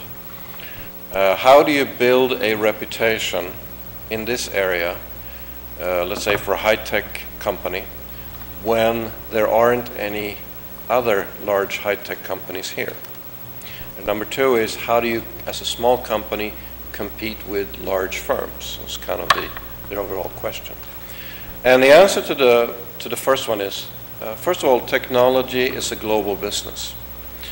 And so you need to find partners wherever you can. And I will give an example. SAP is the world's second largest software company after Microsoft. They sell what we call enterprise resource planning system, or ERP systems. Essentially repository databases where you put all the sales forecast and accounts payable, all this kind of data that you need to run a large business. And their biggest problem today is that they face a loss of customers. They already have a significant market share, so their biggest problem is how to keep their existing customer base. Now you have to remember what the core product is that they're offering, an enterprise resource planning system. But what they're finding is that customers are coming to them asking for lots of small add-on products.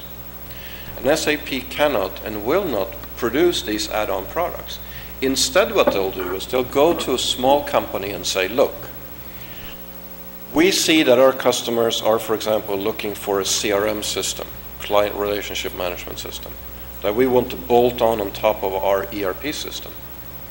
And we want you to be one of these 3 companies that we can go to and supply this product through our distribution channels. So they are interested for a number of reasons, right? Why they would want to do a partnership with small companies. There are also the companies like Nokia, for example. Nokia is a company, for all of you know, making wireless base stations and mobile phones and so on. They actually have about 1,000 partners, small high-tech companies. Their strategy is to, whatever new technology comes in there, let's partner with those guys, but let's see what they're up to. Let's not do anything until the product and the technology that they have is proven and also successful. Then we'll deal with them on a more substantive basis. So essentially what Nokia is doing is they're saying, let's partner with anybody that has a technology that we might benefit from. But let's not invest in that partnership unless they become really interesting to us. What's the benefit to them? It's like an ears and eye to the ground type partnership. But you can imagine if a company out of McAllen can say, I have Nokia as a partner, it raises the reputation and the credibility up to a totally different level. And so that's the answer to lots of different ways of doing it. Actually, large companies are quite willing to partner with small firms. Not a problem. When it comes to competing then with larger firms, I think what we see in the market is competing through innovation. Large companies really don't have any interest in innovating at all in the end. And so small companies can compete effectively with really being innovative, being rapid in what they're doing, being fast, and also focusing on customer service. So I think there are ways to effectively compete in that. What's interesting is there are some really small manufacturers of shampoos, for example, which is really a commodity type thing, that compete effectively with the likes of Procter & Gamble and Unilever. And they do it primarily through knowing the local market well, because someone like Unilever just can't care about the population in the Rio Grande Valley. It's not big enough for them. But a small player, active here, knows the customer really well and can innovate through that process and compete very effectively in that sort of scenario. I think we've got time for one more question.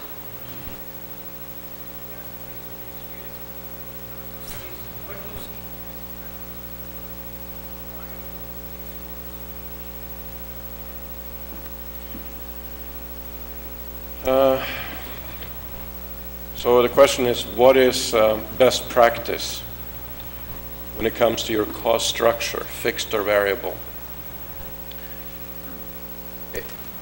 Essentially, it comes down to the following, that fixed costs are good when times are good. Variable costs are good when times are bad. And we see certain industries being very sort of adept at managing that. In other words, when they see that times are looking up again, then they take on a heavy cost structure, heavy fixed cost structure. But they're also quite quick at reducing the fixed cost structure into a variable cost structure. And I'll give one concrete example here. And you see in the valley here, a lot of small businesses that are started, they will invest in a structure, in a building. Let's say a restaurant. They'll also not only invest in the restaurant, but also buy the building. And that will work in times when things are good, because the price of the building goes up and so on, right? You have control over your operations. But the way to manage that then, when you start seeing weakness in the market, then you sell the building to somebody and you lease it back. So that's a way of managing fixed versus variable cost on a very sort of down-to-earth level. Right? There are things you can do in that, but you have to plan for it. You cannot come after the fact and say, wow, I can't pay my mortgage, can you please take my building? It has to happen when you start seeing the clouds over there on the horizon, yeah. All right, I'd like to thank Dr. Smolsky. Thank you.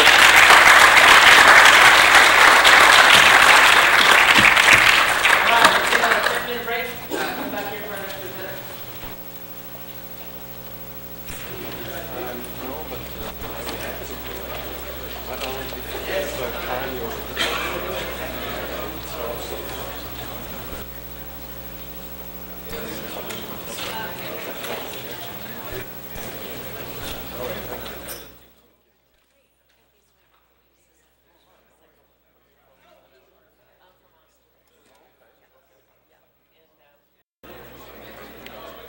I will introduce you once we get everybody back. Okay.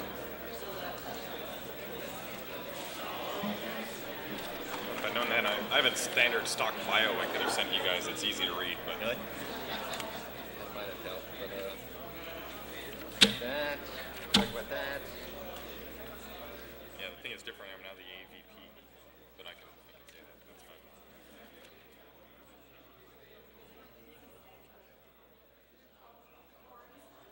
Commercialization, alliances, and innovation.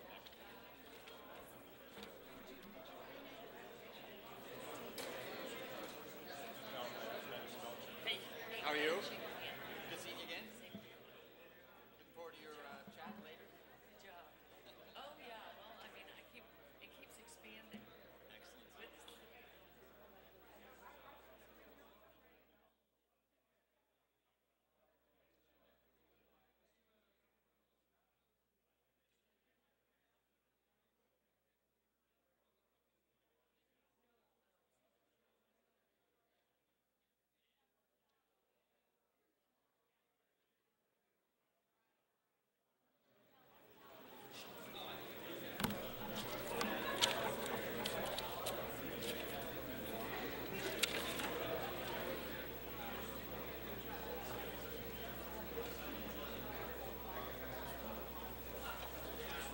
think you should claim the entrepreneurial lifestyle.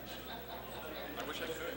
Very evidence of the entrepreneurial. All right, if we settle down, we're about ready to get started.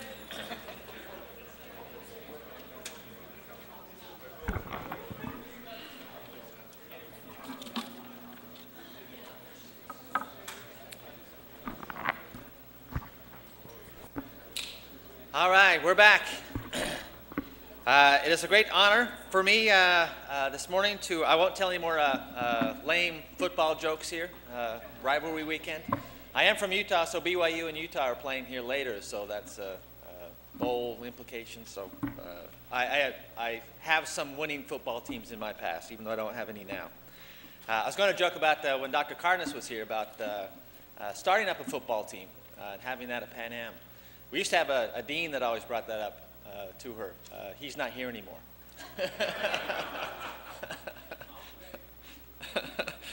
Okay, as I mentioned, it's my great pleasure to introduce to you Dr. Corey Halem. He is currently the Assistant VP for Commercialization, Alliances and Innovation at UT San Antonio. One thing we talked about earlier as far as was partnerships, and both the judge and Dr. Cardenas talked about that. We usually think of partnerships as being along the border, but we also believe in partnerships here at the university, and partnerships that extend along what we call the border corridor, running from UT San Antonio down through the valley and actually extending down to Monterey. We've got classes, the master's level, who bring that corridor together. So we certainly consider UT San Antonio also a critical partner in developing technology commercialization here in this region. Corey has some very interesting background and current positions. He is working with technology commercialization at UT San Antonio. His educational background, he has a PhD from the Massachusetts Institute of Technology. And many of you who follow at least technology commercialization coming out of universities, Stanford and MIT are really at the top of the pack as the people who really know how to do this. He's got both his PhD in Technology Management and Policy from MIT, a Master's in Science and Technology Policy, a master's in engineering and aeronautics and astronautics, and a bunch of other stuff that I could go ahead and talk about forever. But, of course, he doesn't believe in ties, as many entrepreneurs don't. Without further ado, Dr. Halen. Thanks.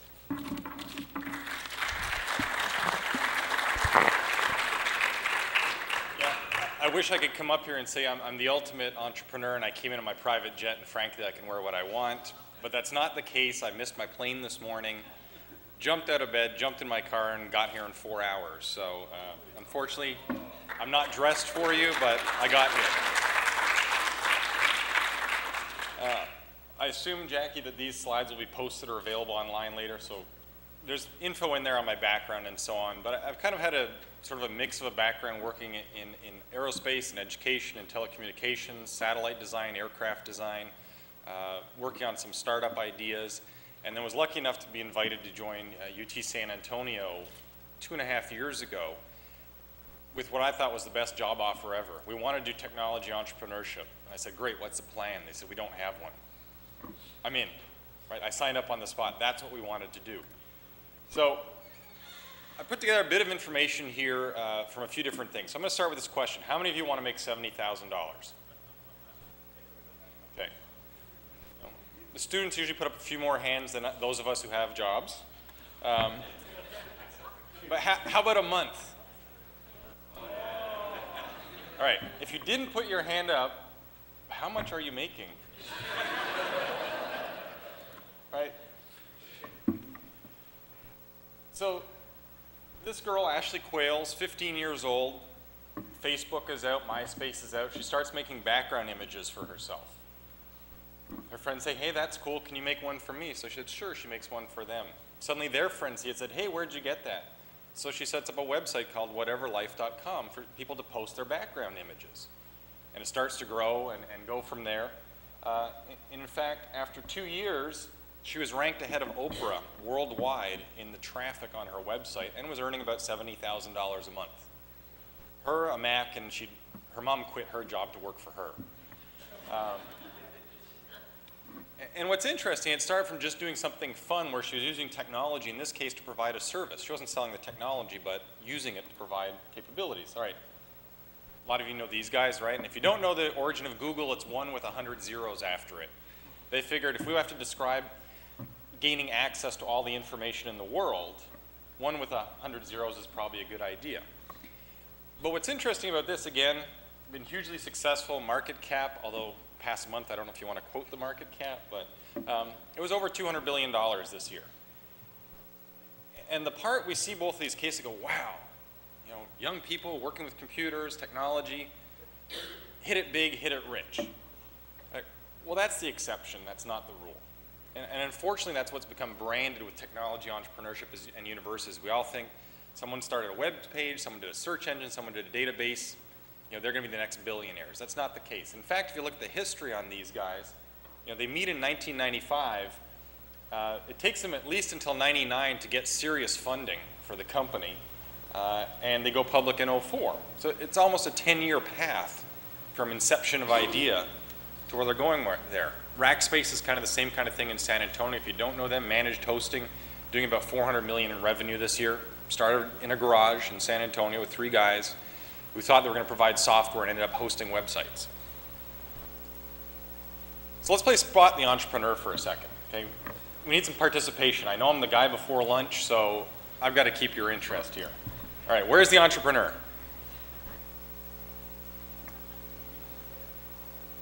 Nobody? Way at the back. Who is it? Steve Jobs. All right, that's an easy one. Okay, there's only one on the screen. For those of you who didn't get this, you know, come on, we have to represent the UT system here. And all right, that's an easy one. Let's make it a little harder. All right.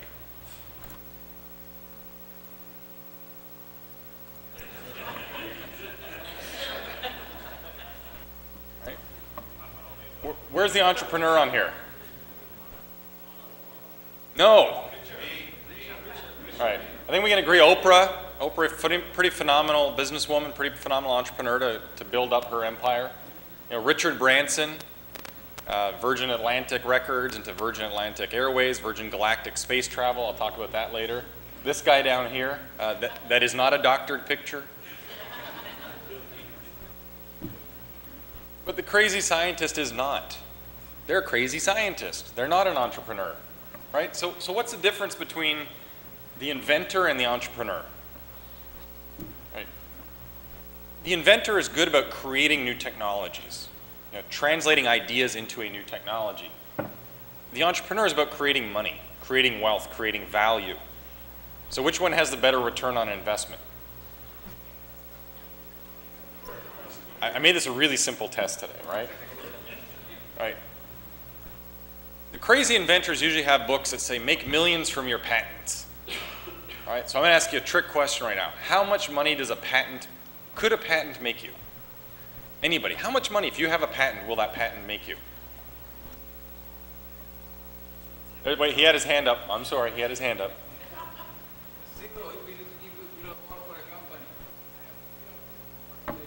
You got 0. Okay. So that's close to the real answer. Patents make no money. Sales make money.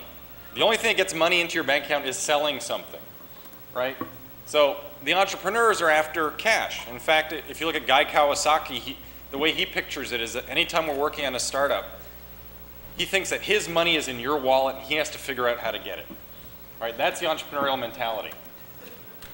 So how do you know if you're a technology entrepreneur, right? So there's a lot of research that's gone on for years about, how are entrepreneurs created? Are you born that way? And that dialogue still goes on, but there's basically 7 characteristics you can identify with, right? If you want to spot that early on, even if the person themselves hasn't identified it. First one, need to achieve. Entrepreneurs love to achieve something, goal-oriented, want to get somewhere. Locus of control, right? That means you're in this situation, rough seas, fast moving, it's a race. You want to be the one at the helm directing the ship. Need for autonomy, right? You don't enjoy this kind of work environment. I don't think many people do, but the point is you don't want to be under somebody. You're looking for the ability to set direction and do what you want to do. Creative tendency. And this one is almost counter to everything we do in universities. The ability to synthesize across disciplines, the ability to see problems and find solutions to them. If you look at the way we structure our universities, you go to undergraduate, you go to grad school, you get your PhD, and the more research you do, the more narrow you get in your field, and we basically hire those faculty to keep publishing and doing research narrower and narrower and narrower in those fields, when in fact most of the solutions we're looking at in industry these days are cross-disciplinary solutions. And we don't promote our faculty and propel the university in that manner. We focus on the deeper, the deeper, the deeper versus what are the links occurring across disciplines. Calculated risk-taking. Who likes to gamble here? A few of you. Who does not like to gamble? All right, let's ask a different question. Who has money in the stock market right now? All right. Well, a few more than said they were gamblers. I'm not sure if what you're after, but the idea is it's a misnomer that technology entrepreneurs are gamblers. They are calculated risk takers. Yes, it's a risky endeavor, but they identify those risks and then they identify mitigation strategies to overcome those risks. Right? If you go into a pitch for a new venture and you've got 35 risks identified that could potentially shut down your company and you have a plan to tackle each of those, you're in much better shape than just walking in and saying, hey, my idea is great, give me some money. Tolerance for ambiguity. There's a lot going on in this picture. There's light effects going on, there's atmospheric effects going on, and depending who looks at it, you're going to get a different view of what it is. Right? That's the same kind of instance an entrepreneur will end up in. Again, contrast that with the university. We train you to take a test to get the right answer. And that starts at the earliest grades in K through 12. Versus changing it around saying, how could you potentially solve this problem? How many different ways could you tackle it? How can you get it done quickly and efficiently? Not necessarily the perfect answer, but a good enough answer. So ambiguity is something that the technology entrepreneur is very good at dealing with. Finally, self-confidence, right? And these aren't in order of priority based on stats or anything like that. But, you have to have self-confidence to be a technology entrepreneur. You've got to believe no matter what's out there that you're in good shape, and frankly, that's self-image, right? So understanding that self-image is important, and again, these are characteristics we can identify. So don't read this little print, and I hope you can't right now, but again, participation. What's in this picture? Hand up so I can point to you at least. Over there. A home computer. What year? 58. Wrong. Okay, somebody else. Okay, what is it though? Okay, it's not a home computer in 58. A mainframe. That's a good guess. You at the back. No, it's not a CCM to control engines, but good guess. 1949, how many of you know of the RAND Corporation? Hands? Anybody? No. Big think tank, works on lots of problems for the government. 1949, the best minds get together at the RAND Corporation and say, let's do a future pull exercise. In 50 years from now, if all our wildest dreams of technology go right, what would the home computer look like? And this was their vision for 2004. Right? So again, the best minds in the country were trying to project the future of technology 50 years, and this is what they expected us to have right now. Right? There's several orders of magnitude more power in what I'm carrying in my hand than what they estimated in here. Right? And look at the same time frame. You know, this is 1949. 1943, Tom Watson, chairman of IBM. There's a market for 5 computers in the world. Right? Most cars have 7 to 12 computers in them, managing different systems. Popular Mechanics, it's kind of out there as a magazine. It's a little forward thinking, not always accurate. 1949, if all goes well, computers in the future may weigh no more than 1.5 tons. Right? And in fact, the head of the US Patent and Trademark Office in 1899 said it's already been invented, we might as well shut down. Right? That's before powered flight with the Wright brothers. That's before a huge telecommunications infrastructure with centralized switching that wasn't done by hand. That's before wireless. That's before we took off and went to the moon. A lot's happened since 1899 in this country and in the world. So basically what it shows, you go back to the picture, yeah, you can predict some functionality, right? They figured it had to be a visual interface, a print interface. I guess the boat wheel was their idea of a mouse. So functionally, they were thinking and had kind of predicted things we would do, but technically they did not. They did not foresee, how far technology could advance, where it could get to. All right, so you take the technology entrepreneur. They strive for challenges, achievement, independence, accumulation of wealth, and Richard Branson launching Virgin Galactic Airways, right, the first space travel that you can buy other than going to the Russians on the Soyuz. His quote, if ever since I was a teenager, if something was a challenge, I did it and learned it. That's what interests me about life, setting myself tests and trying to prove that I can do it. We had a venture capitalist on campus a few months ago. He never finished high school, but he has his own private jet and a $50 million VC fund. And he didn't finish high school not because he was dumb, but because it wasn't enough of a challenge to him. At 17, he went to Wall Street. By 19, he was a trader doing programming for some of the big firms. Early 20s, he was one of the original investors in Google. Right, and the return on that investment was 200 to 1. Right, so even if you popped in $1,000 in that original investment, you got 200 grand back. So you can understand why he has this kind of fund. Being able to identify that is important. Right? Where is this population of technology entrepreneur? How do we help nurture them?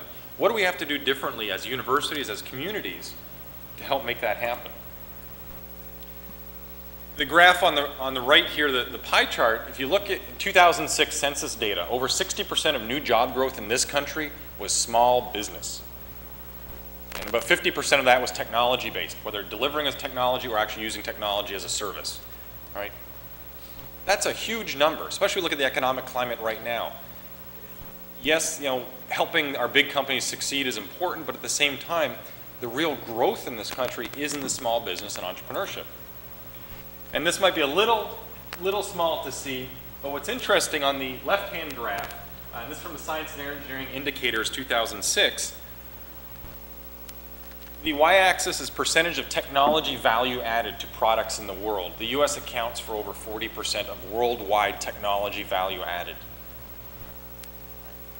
60% of new job growth is small.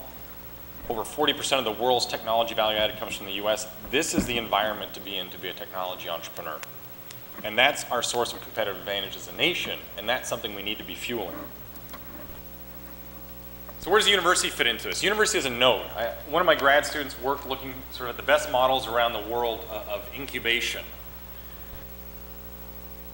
And if you think about it, it's sort of, the node is an intersection of different elements happening. You have the government environment, you have chambers of commerce, you have venture capitalists, you have external consultants or service providers, and then you have the university with its access to R&D, facilities, equipment, faculty. And the incubator, in essence, is an environment. Where can we help nurture and grow technology-based business? What people have mistaken incubators before in the past is facility deals.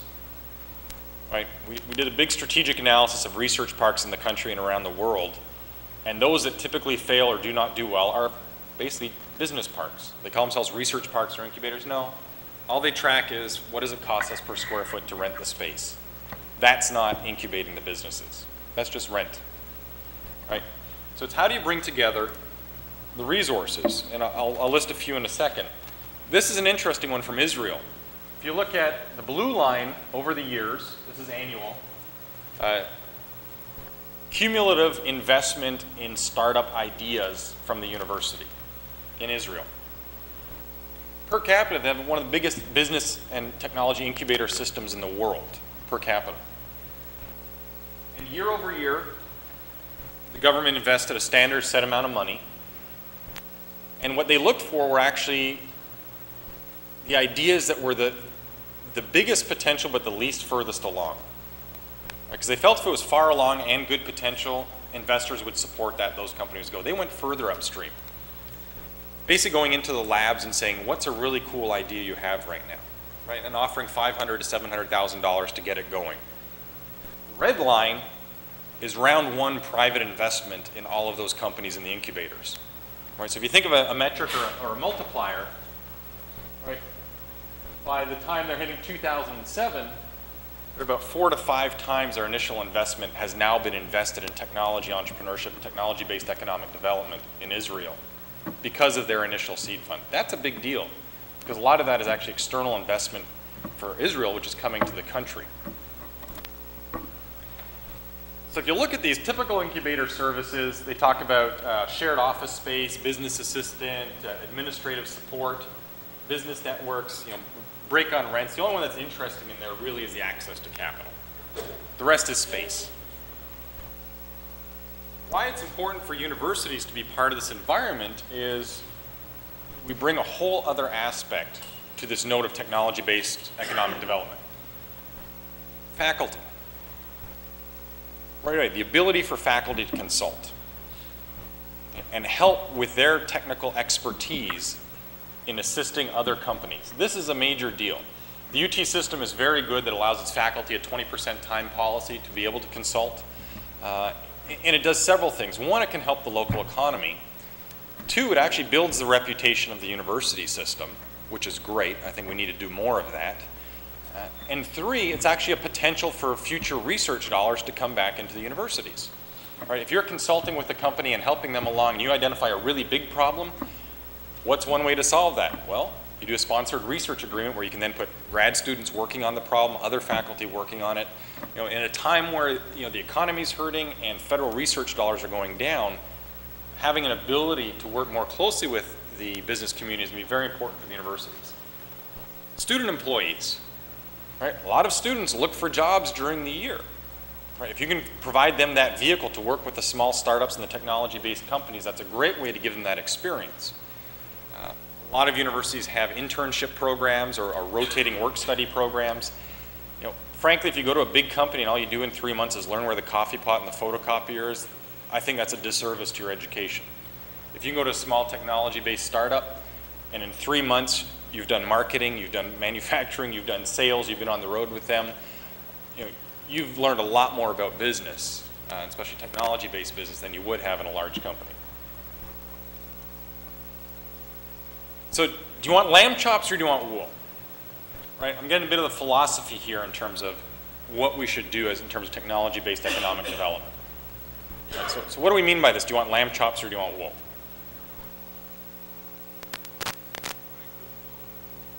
You want to kill the golden goose? Or not? Okay, so you gave me a metaphor for a metaphor. Can you explain the metaphor? You want to eat your seed corn. Do you want to eat your seed? Oh, it's another metaphor. Okay. Right. It's do you want to make big money now or do you want residual? Well, yeah, and frankly, think of the size too, right? Lambs are little. Right? You want a couple little tasty pieces of lamb chop, and that's it, and you're done. Or do you want something that can provide a return over and over and over again? Technology-based economic development is the wool. Right? So you look, part of what we have to do in terms of, our local economic community, the universities, what we're doing with technology development, intellectual property. Traditionally, a lot of places still do it. They try to cut up the deal up front. Right? Take as much as they can out of it up front. Oh, you want our IP? We're going to own 50% of you. Oh, you want a bit of money? Great, I want another 40% of you. By the time you sign the paperwork, you don't own any of the company anymore, and you still haven't made anything. Right? I have a biotech company that I helped found last year, and we were trying to negotiate a license with the University of Florida. First thing they do is I look at the outline of what they want us to pay for this. After about 2 years, it was a total of $250,000 to use a patent that a member of our founding company team had helped invent. And this wasn't a killer drug. It wasn't anything that had actually ever been built or demonstrated. It was just an idea that had been patented. They did not understand that we needed that $250,000 to run the killer experiment to convince the investors to give us the money. Right? They know you can't use our patent unless you pay us for it up front. That's the lamb chops, right? Everybody wants their cut up front, and the technology can't get anywhere. So I tried to put this on a 2x2 matrix. Even though I'm originally all my stuff at MIT, Harvard is sort of the 2x2 look. If you look at the Harvard Business Review, MIT prides itself on doing 3x3s. Don't ask me why. Just one line more in either direction. But look at it on this aspect. The ease of creating a patent, right? Most universities make it very hard for their faculty to create and get patents. They have review committees that basically are there to restrict the ability to create IP versus encourage it, right? So you sort of have a range from hard to easy. On the y-axis, you have the ease of getting the license, the company who wants to come in and work with the university. Right? Traditional way as well, we have a minimum we're going to charge you up front. We have a certain percentage we're going to charge you to use the intellectual property. We're going to put you on a milestone chart that if you miss a milestone, we're going to claw it back. And oh, by the way, we're not even going to give you an exclusive deal. We're going to give you an open deal so anybody else can license it too. Right? That's hard. And if you look across the country, the shelves are full of intellectual property at universities that isn't doing anything. Frankly, that's a waste of money. It's a waste of taxpayers' money. If you're going to keep it on a shelf and not let anybody use it, you shouldn't pay to patent it in the first place. You should just give it away. So what do you need to do to make it easy, to get it into the company's hands? And at UTSA with the site, that's what we're really trying to do, is set that philosophy. Right? How do we create a network within the university where it's easy to create more intellectual property, valuable intellectual property, help train the faculty on how we can do that better, and also give them support in understanding the market value of their ideas? And then how do we come up with some novel agreements? Right? Interesting, a week and a half ago, I was up at MIT auditing a lot of their entrepreneurial activities, their technology licensing and so on. Over 2/3 of everything MIT licenses is an exclusive license to a small startup or small company. And everyone has this vision, oh no, it's the big multi-billion-dollar deal. For the most part, that's the home run they hit once every few years. Most of what they're focused on is getting it into the hands of the early company who can start it. And that's important for several reasons, right? If you got a biotech device or you got a new drug or something that the market is known, people are dying of pancreatic cancer. We've got the cure for that, great. It goes to Merck, it goes to Pfizer, it goes to the big company who can develop and get the clinical trials done for $100 million. If you got a new device, new hardware, new software, until it's in the hands of the user, that lead user, right? If you look at some of the research, crossing the chasm, getting into the lead users, until it's in their hands, you don't know if there's market demand for it. You have estimates, you have ideas, but unlike the cancer or the drug that's the easy license, you have yet to deliver that product to someone who's going to say, hey, we love this, we want more of these, sell them to us. And so making it easy to get the IP out of the university into a startup, faculty member as an advisor to that startup, students who finish their master's or PhD and go and start the company with the university support, right? They can do that 18, 24, 36 months with small funding, get to the point of delivering those first units into the hands of early adopters that then value the market, at which point you're poised then to be absorbed or sell off the company, or they've done enough and the licensing then gets sub-licensed to somebody else who is going to take it forward. So if we look at it, the way we see it, universities are a hub for being part of technology entrepreneurship in the community. We're lucky, same as you have here, we have an SBDC in San Antonio. So including them in part of that work, we have an angel network for investors in the city. And part of it is putting together that continuum, right? From idea to launch to funding to getting it sold. Most universities create barriers to technology and IP commercialization. And that's, you have to kind of put that through your mind. What is the barrier? What is the barrier? And a lot of times it could be policy, it could be the organizational structure, and you have to question it and figure out what can we do to reduce those barriers. One of the arguments you get a lot of times is, well, our focus is research and publications. Well, yeah, every faculty works for a department chair, who works for a dean, who works for the provost. Yes, teaching, research, and publications is the goal of faculty. But that doesn't mean that commercialization takes away from that. In fact, in some cases, it helps with it, right? Because as you try to apply the research, you suddenly raise 20 more questions. There might be business questions, there might be technical questions, but they lead to deeper research questions. And in fact, don't kid yourselves, most of the research we do in this country is not pure research. It's applied research, trying to solve a type of problem, trying to prove something can work. Right? If you're working on on basically the design of internal LED as a company just did out of Austin, yes, it was lab research, but they basically demonstrated they can create the same luminescence with 1/3 the power consumption. That's great. It's a 66% drop in power consumption for a device that's already very efficient. Another one was a new, up on the East Coast, a new solar cell. Right? They were playing with scattering technology in the lab, light scattering. Basically, you look at the reflection off the surface. They were able to get it come into the surface and have it scatter inside before passing out. Well, that's a great layer to go on a solar cell, because what it does is it creates more reflections hitting the cell, and it increased the efficiency from 20 to 24%. That's a big deal. Right? 20% overall gain in efficiency of a product is a big deal when you're talking about energy conversion. So really the successful side to this is, what do we do to reduce the barriers? Part of that, and I really believe this, is universities must have strong entrepreneurial technology entrepreneurship programs, and those are cross-disciplinary. I think if you look around the country, there's over 2,000 entrepreneurship programs in this country. And the ones who get it wrong think it's a bunch of classes you stick together. Right? Because that's a degree. Right? You take a bunch of classes, that's a degree. Those who really get it, and there's very few, is that you couple the education to the experiences.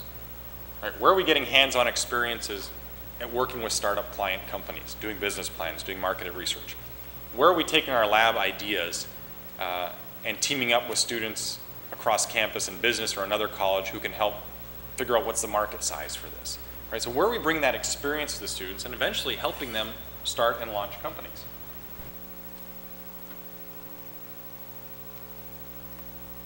Where we are with our policy right now as a university, again, MIT does 66% to startups and small businesses.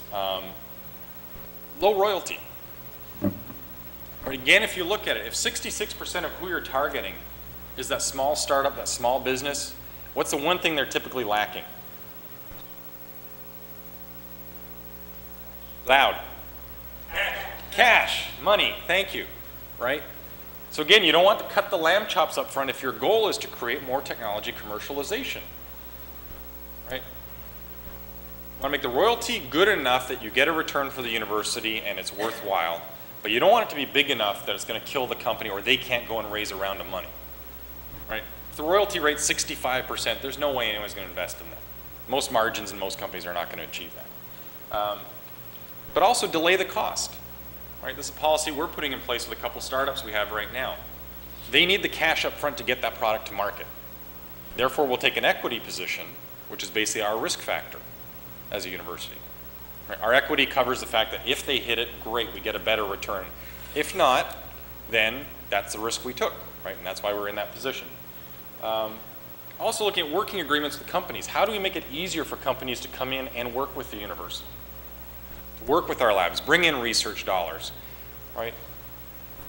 Why should they not be part of the pre-screening process? Right? If you have 3 or 4 or 5 or 6 or 10 really good companies you're used to working with who can pre-screen technologies with you before you're patented them, where they're under NDA with the university, where they're looking at it as a strategic advantage to pull out the technology as soon as possible. That helps everybody, right? Because you might actually be going into the patenting process already having the licensing in work with the company. Right? So looking at novel ways to do this. And frankly, you know, the system has a great policy. Each campus can kind of alter it a little bit. We do a 50-50. From the royalty side, 50% goes to the university, 50% goes to the inventor. And of the amount that goes to the inventor, I give some back to the dean, the chair, and the lab that invented it as discretionary money. Because if there's one thing the component institutes don't have is a lot of discretionary money to spend. Hiring staff for labs, going to conferences, getting equipment. So, you know, the bad way to look at it is, hey, we're greasing the wheels. Right? How does everybody get paid off? The real way we're looking at this is how do we enable the culture to grow more at the university in a way that helps everybody? And frankly, my goal is that we can get to 90% of all of the intellectual property coming out of the university. You know, a ratio of 5% or 10% or 20% is nice, but it doesn't mean, you know, again, what's happened to that other 80% we spent a bunch of money on? How am I doing on time? 10 minutes? Okay. So there's some background material in here, but at UTSA, the way we looked at it, remember I said most places focus on education, it's a continuum, right? Education is part of it, but then there's experience. The biggest thing of any company or startup that gets funded is they have an experienced management team. Well, it's a chicken and egg. At some point, you need to gain that experience so that you can be part of an experienced management team that can get funded, but you can get funded until you have the experience. All right, so what can we do? So one of the things we do is a tech startup competition. Our seniors in engineering pair up with our seniors in business. They develop a new product, we patent it. The business students put the business plan together, they pitch it to investors at the end of the year. The winning team gets startup capital, and we have an incubator on campus where they can start up. The worst thing that happens, right, this is the worst. They're still doing what they have to do for their class, delivering their projects. The worst thing is they gain the experience of having to try and convince somebody to put money into their idea. And it doesn't matter whether you're a startup or not, because you go to any company and try to get anything done, you are going to have to pitch to some board at your company to get the money to do what you want to do, whether it's your boss, whether it's the VP, whether it's the CEO, depending where you are, right? That's a great experience. The other thing we're trying to do, if you don't know this fact, in the US, the average age of the technology entrepreneur is 37. 37. In fact, the typical characteristic is technology background or business background, 5 to 10 years work experience, then starts up a company in the area where they're working. Why? Because they've identified a niche that they think needs to be filled. What we think we're doing with the experience side is helping those people earlier on identify that, you know what, I liked that entrepreneurial experience. That was cool. That's something I'd like to do. Might not do it right away, right? But 5 years from now, 10 years from now, 2 years from now. You know, I've been through that once. And then the resources and support.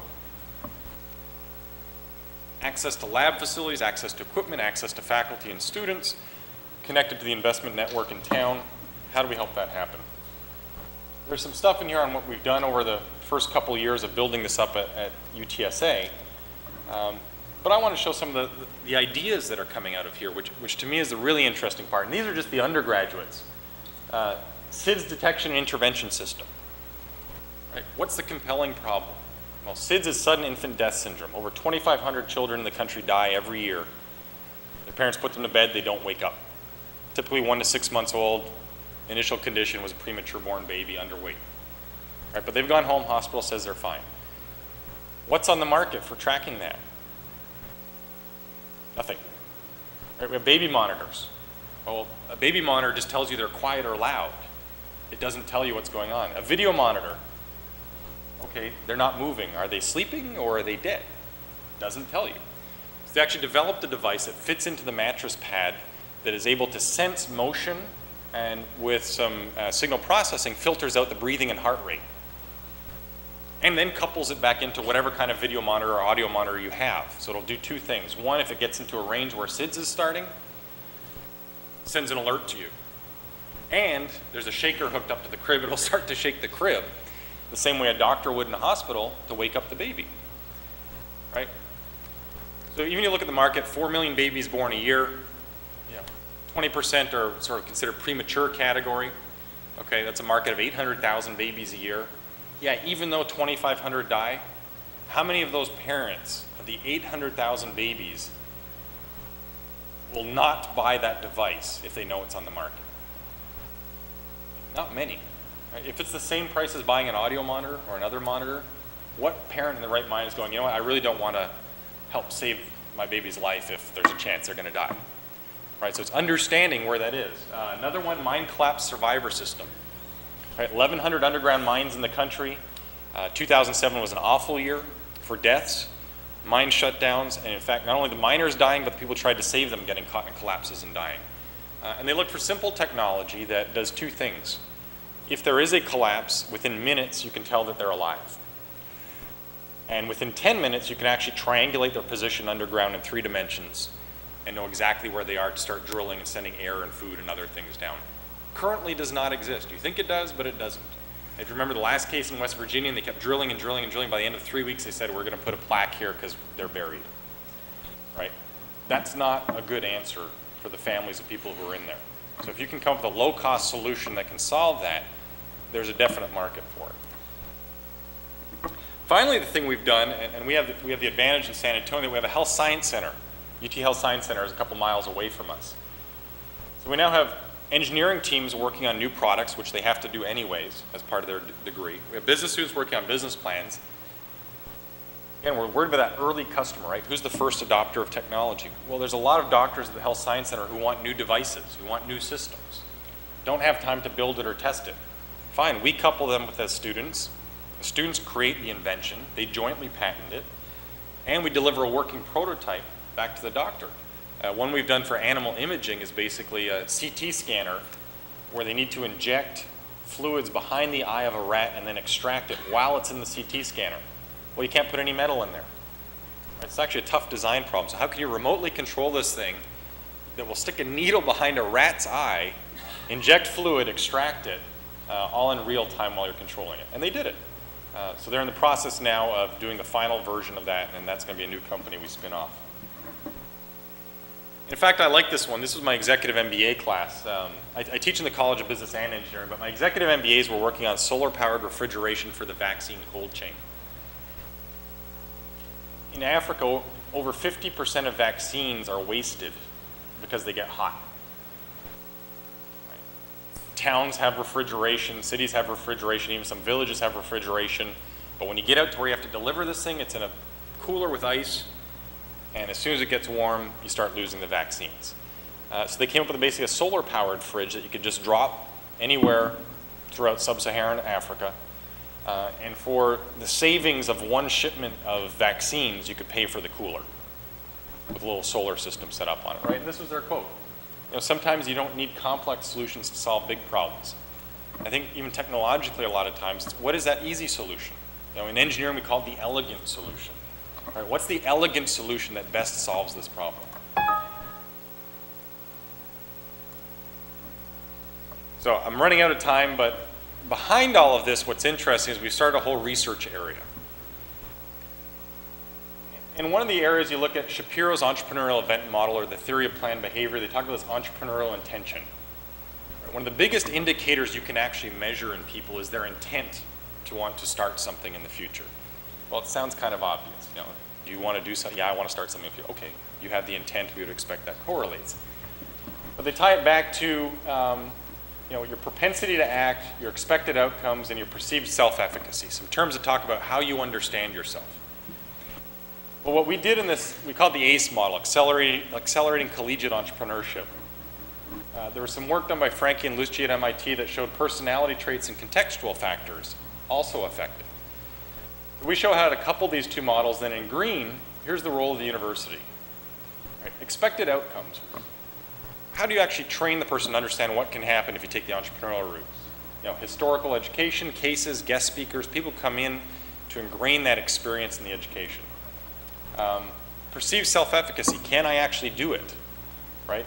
So the fundamental skills you're learning in your field, whether it be business, technology, and also the experiences, right? Where have you had that internship with a startup? Where have you been through a startup pitch before?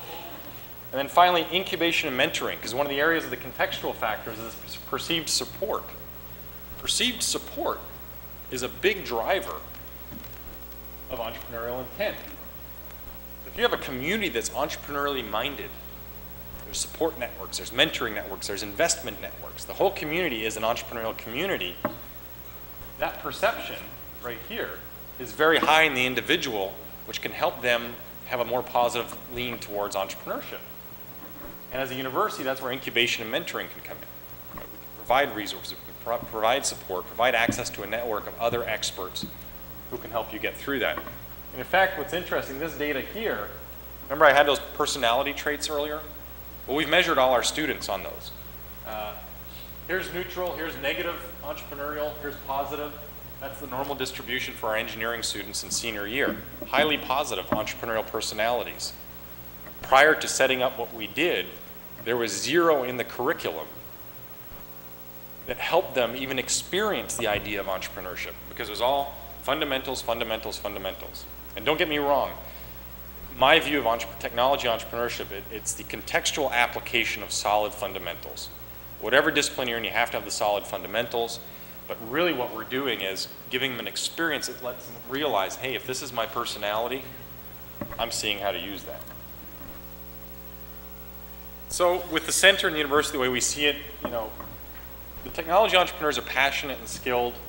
They create new business ventures using key technologies based on solid science and engineering.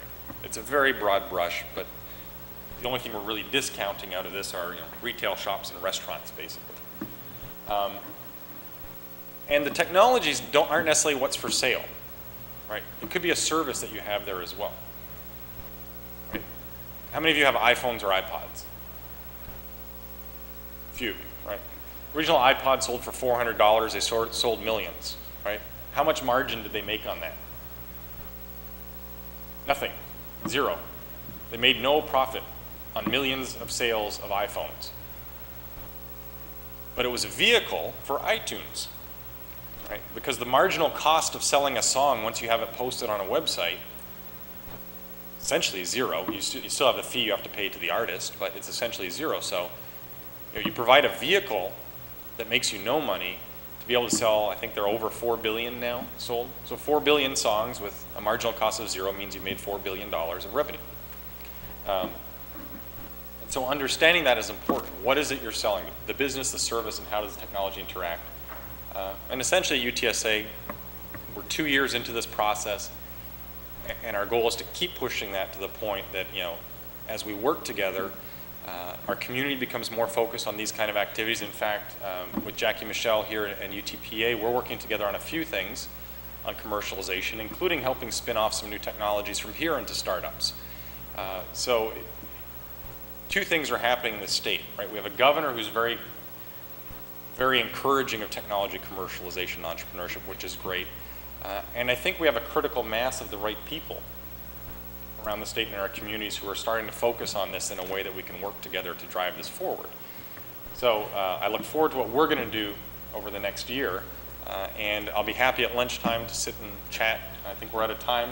I'm not sure if you want to take any questions right now. Just a couple questions? Sure.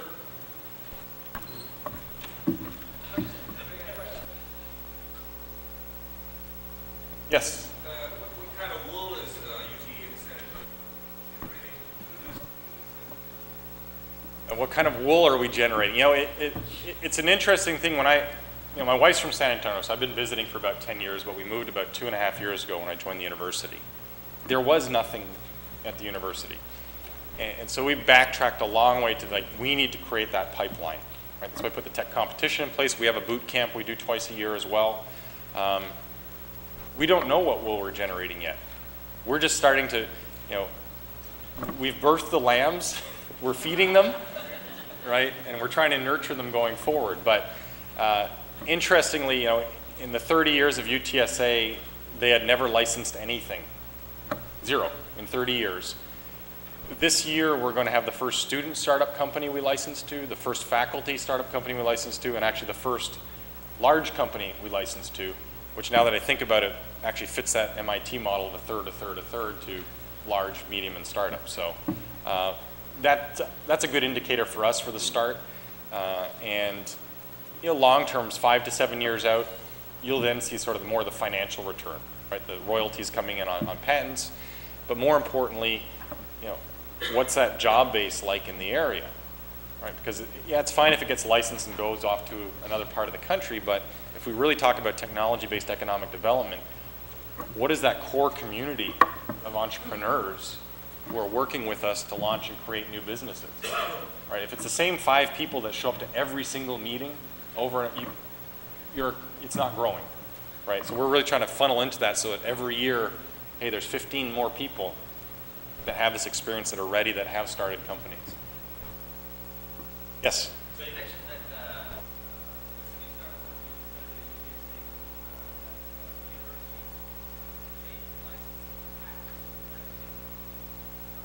Yes, royalty and equity. So we never get rid of the royalty, but we try to lower the royalty level. So far, no. No, but again, we still have the royalty. But what we have done is we've tried to lower the bar to get the stuff out the door. And again, we're in our development phase, right? We're also listening to our customers, in this case, or our partner companies, to see what makes sense, right? Because part of that is the feedback, right? You need to be a good listener and understand what your process should do, right? And that's part of what we're in right now. One more, and then I'll get kicked off, I'm sure. Where should entrepreneurship be solved?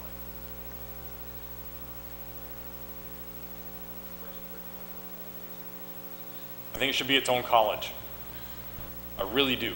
I think it should be the College of Entrepreneurship. And you can break that up as you want because it involves business, it involves psychology, and for me, the technology entrepreneurship, life sciences, physics, engineering, all those things come into play. And in fact, one thing we're bringing in now is our College of Architecture wants to get involved. They love what we're doing. Right? So again, we're not trying to create new stuff, but how do we ingrain it in the system? I said, well, what's your industrial design process like? She's like, oh, we're kind of weak on that. I'm like, great. Every semester we have 6 companies trying to start who have rough prototypes, right? So, this didn't look nearly as cool in prototype stage. Right? It was a breadboard with wires coming out of it, a PC hooked up, some software, a couple screens, right? Well, give your industrial design students the experience of having them as clients, which they have to do projects in class anyways. Have them do a project where they have to listen to this technology client and somehow translate their invention into a series of schematics or simulations or drawings that they can then incorporate in their business plan and say, yeah, this is my working prototype. But by the way, here's what we think it can look like. Here's the packaging, here's the design. It's really cool. Because if I think about it, this is an iPhone, but the iPod, that already existed in MP3 players. What did they do? They put really cool packaging around it. Screen, a hard drive, and some software. But really cool looking, right? So looking for those connections is important. I think it's really cross-disciplinary. And again, I'm a firm believer, fundamental skills build in the colleges they're in, and then the entrepreneurship is an integrative activity. Okay, thank you. Appreciate that. Enjoy lunch.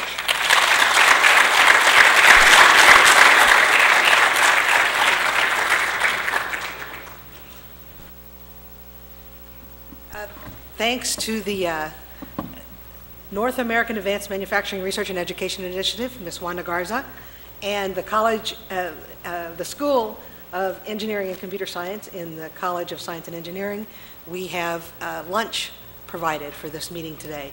So if you would express your thanks to Ms. Wanda Garza and to Dr. Miguel Gonzalez, as well as I would also like at this time to introduce two people who are integral to the entrepreneurship clusters that are being developed here and to the engineering activities that are underway here at UTPA.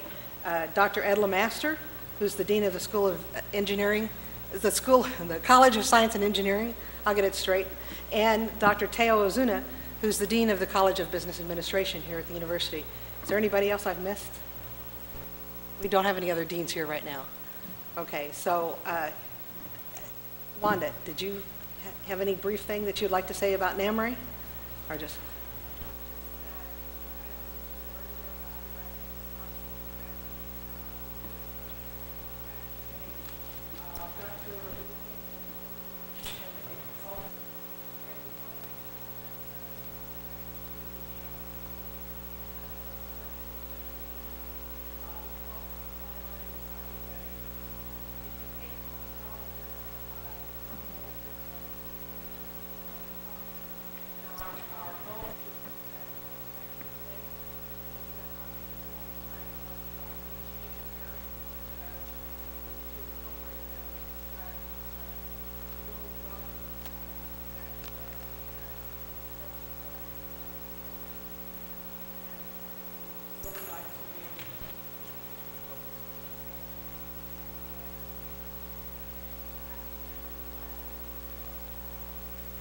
We'll make sure that you all, by virtue of the fact that you shared your email addresses and your physical addresses, the ones who managed to do that, we'll make sure you stay informed of any activities that occur, and I'll make sure that if Sofia Hernandez in Mr. Salinas' office, Judge Salinas' office, has things that are of interest to technology entrepreneurs, that they get distributed, as well as Matt from the McAllen Chamber will make sure that they get distributed there.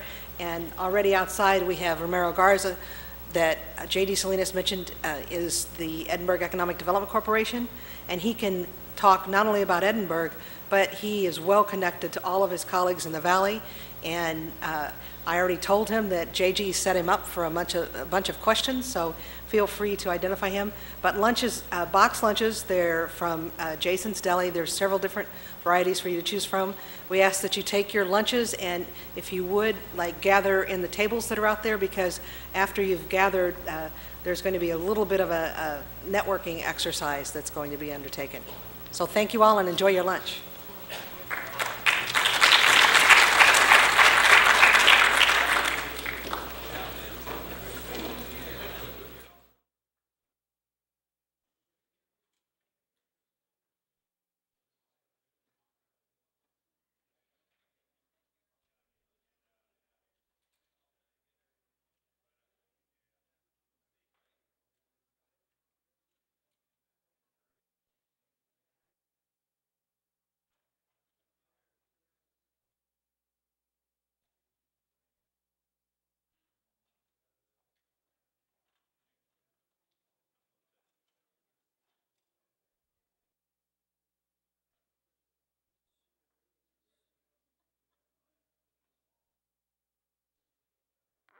If you didn't get one when you came in, there are evaluation sheets.